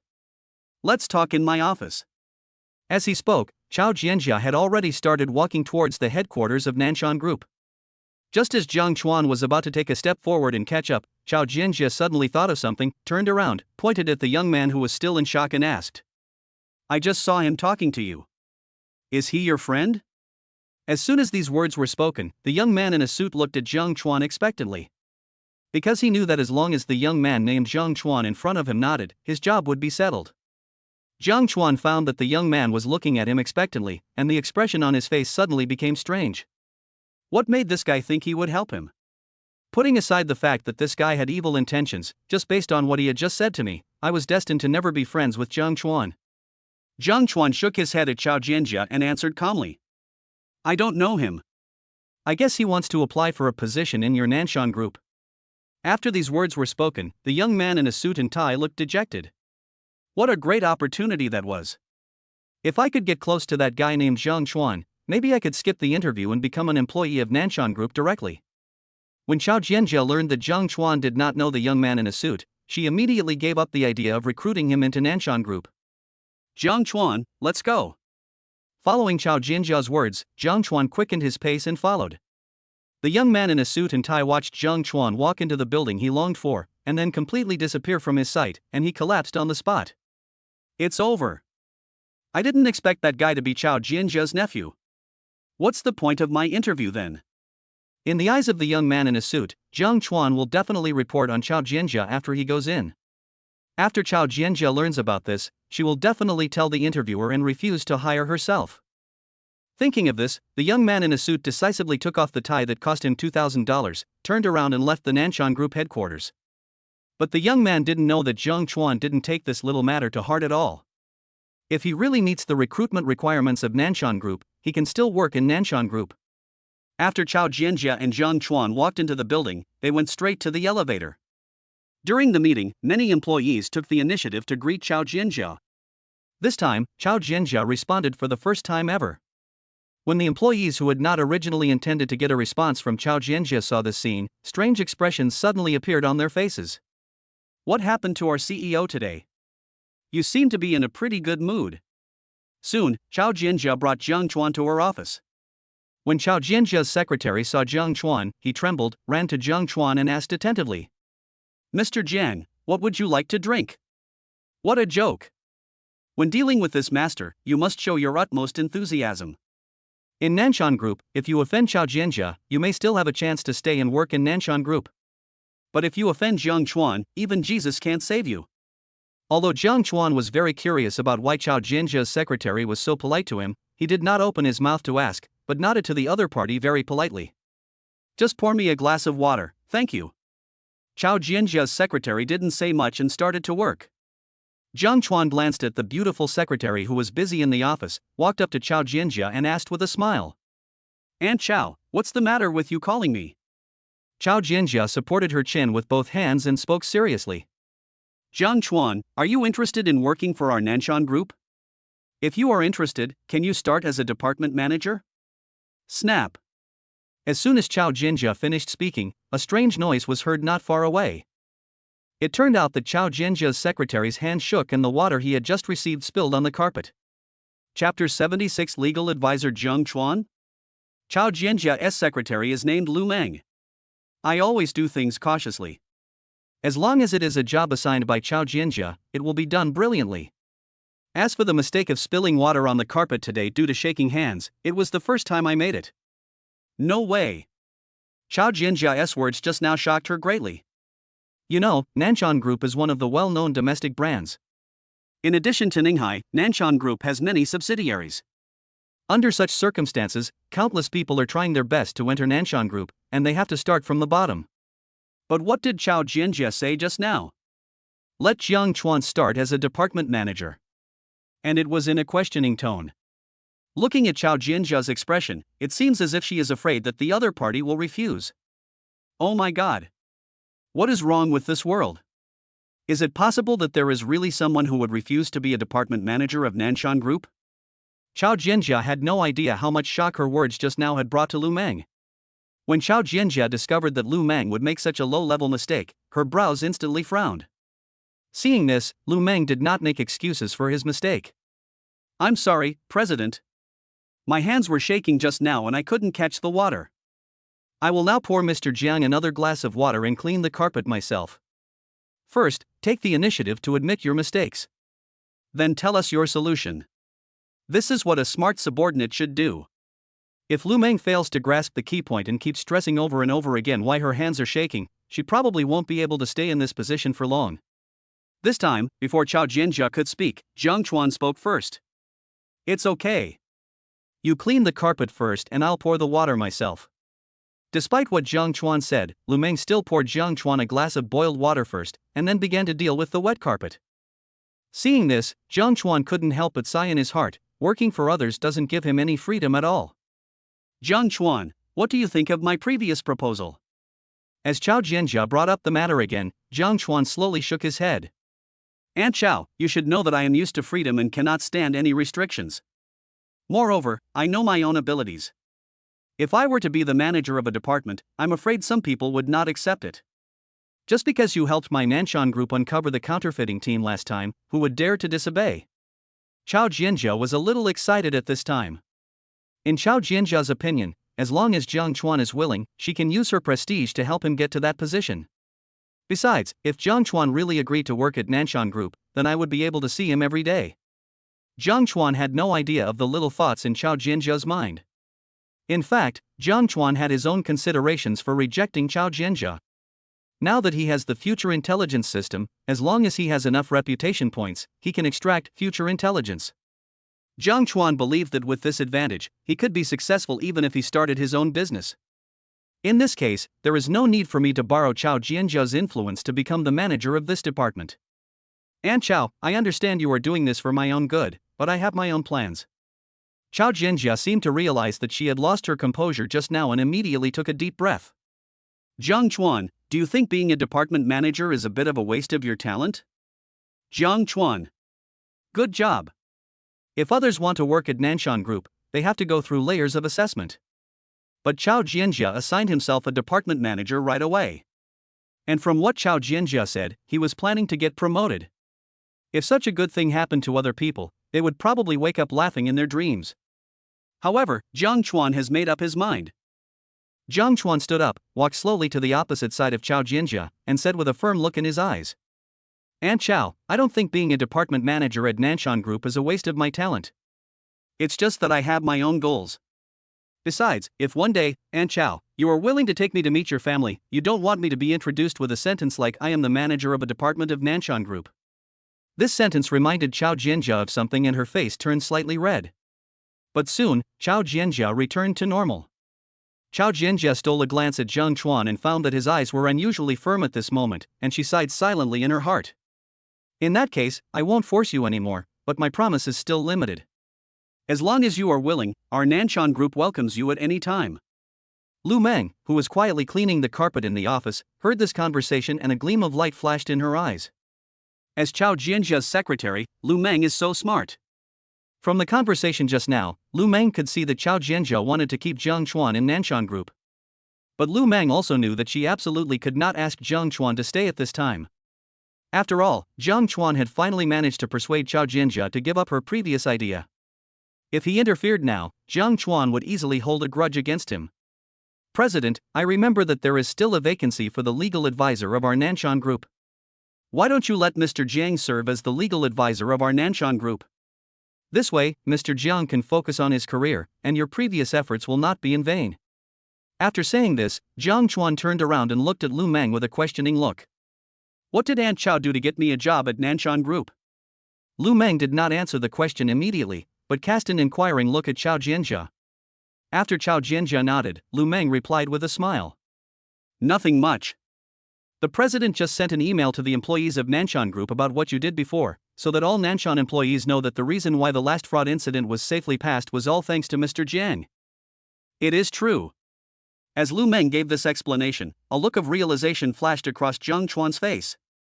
Jiang Chuan had previously only guessed that his sudden increase of more than 2,000 reputation points was related to Chao Jianjia. Now it seems that it was really Chao Jianjia's credit. Indistinctly, Jiang Chuan seemed to have found a way to quickly earn reputation points. Jiang Chuan, what do you think of Lu Meng's suggestion just now?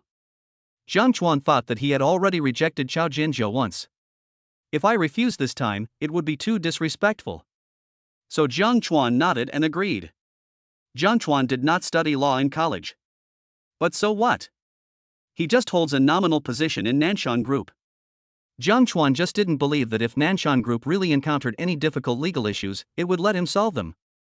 Seeing that the matter had been settled, Jiang Chuan prepared to get up and leave the office. But at this moment, Chao Jianjia suddenly said something.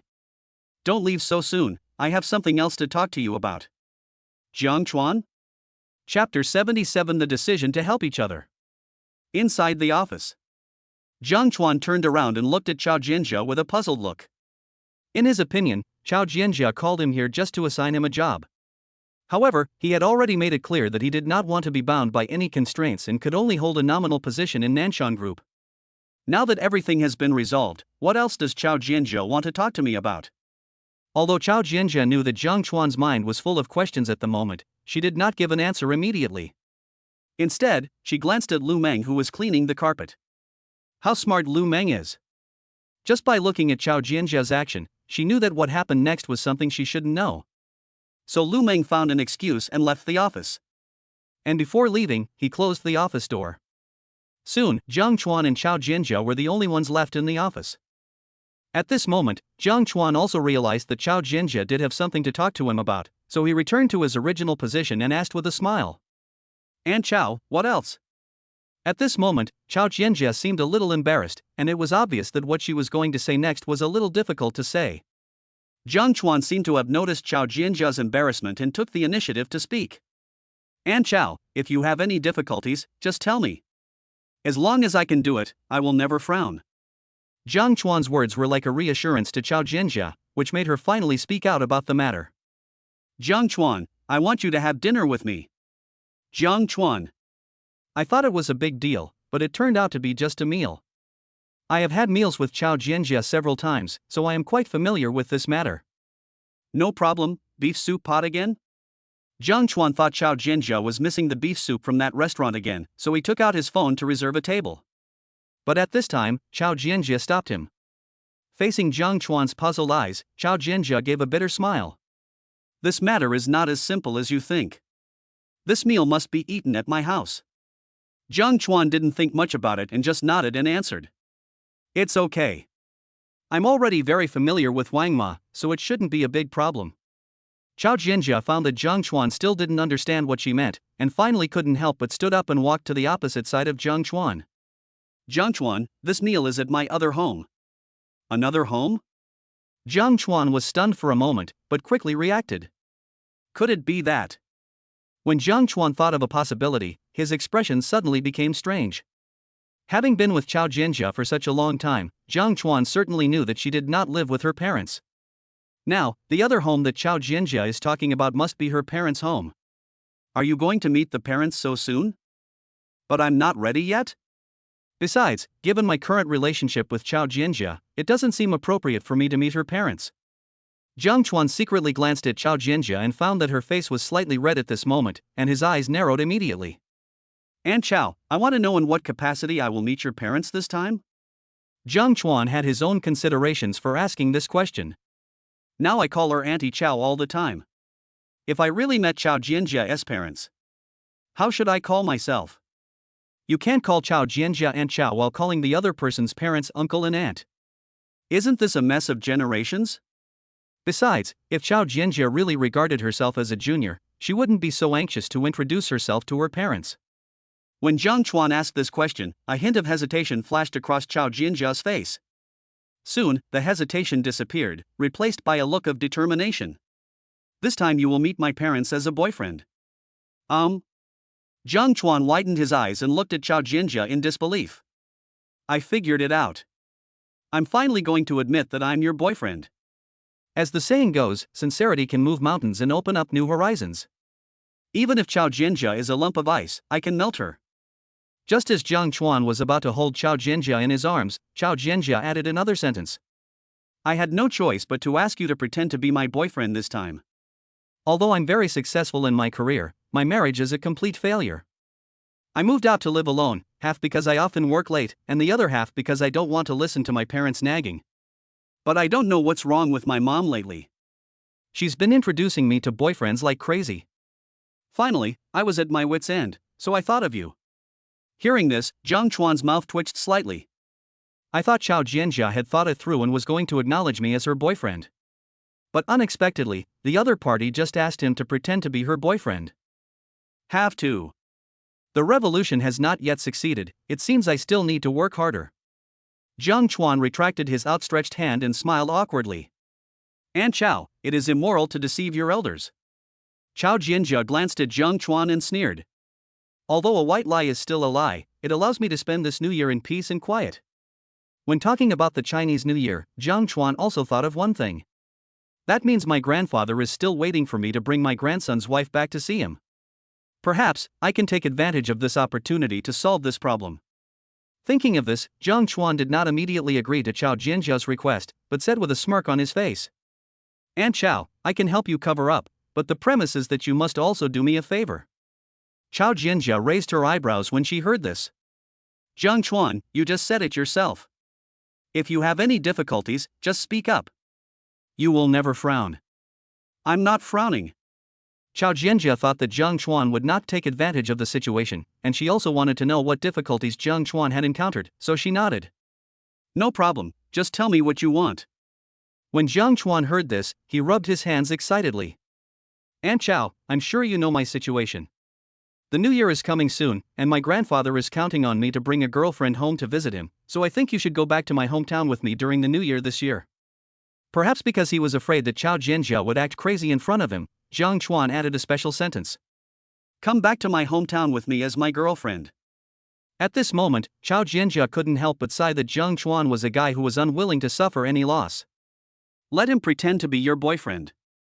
The other party then asked her to pretend to be his girlfriend and go back to his hometown with him. Although in this matter, I am a bit at a disadvantage. But it is also within the acceptable range. So, Chao Jianjia agreed decisively. High five. After Chao Jianjia said this, Jiang Chuan and the other party clapped their hands. This matter of mutual assistance has been finalized. Already the latest chapter.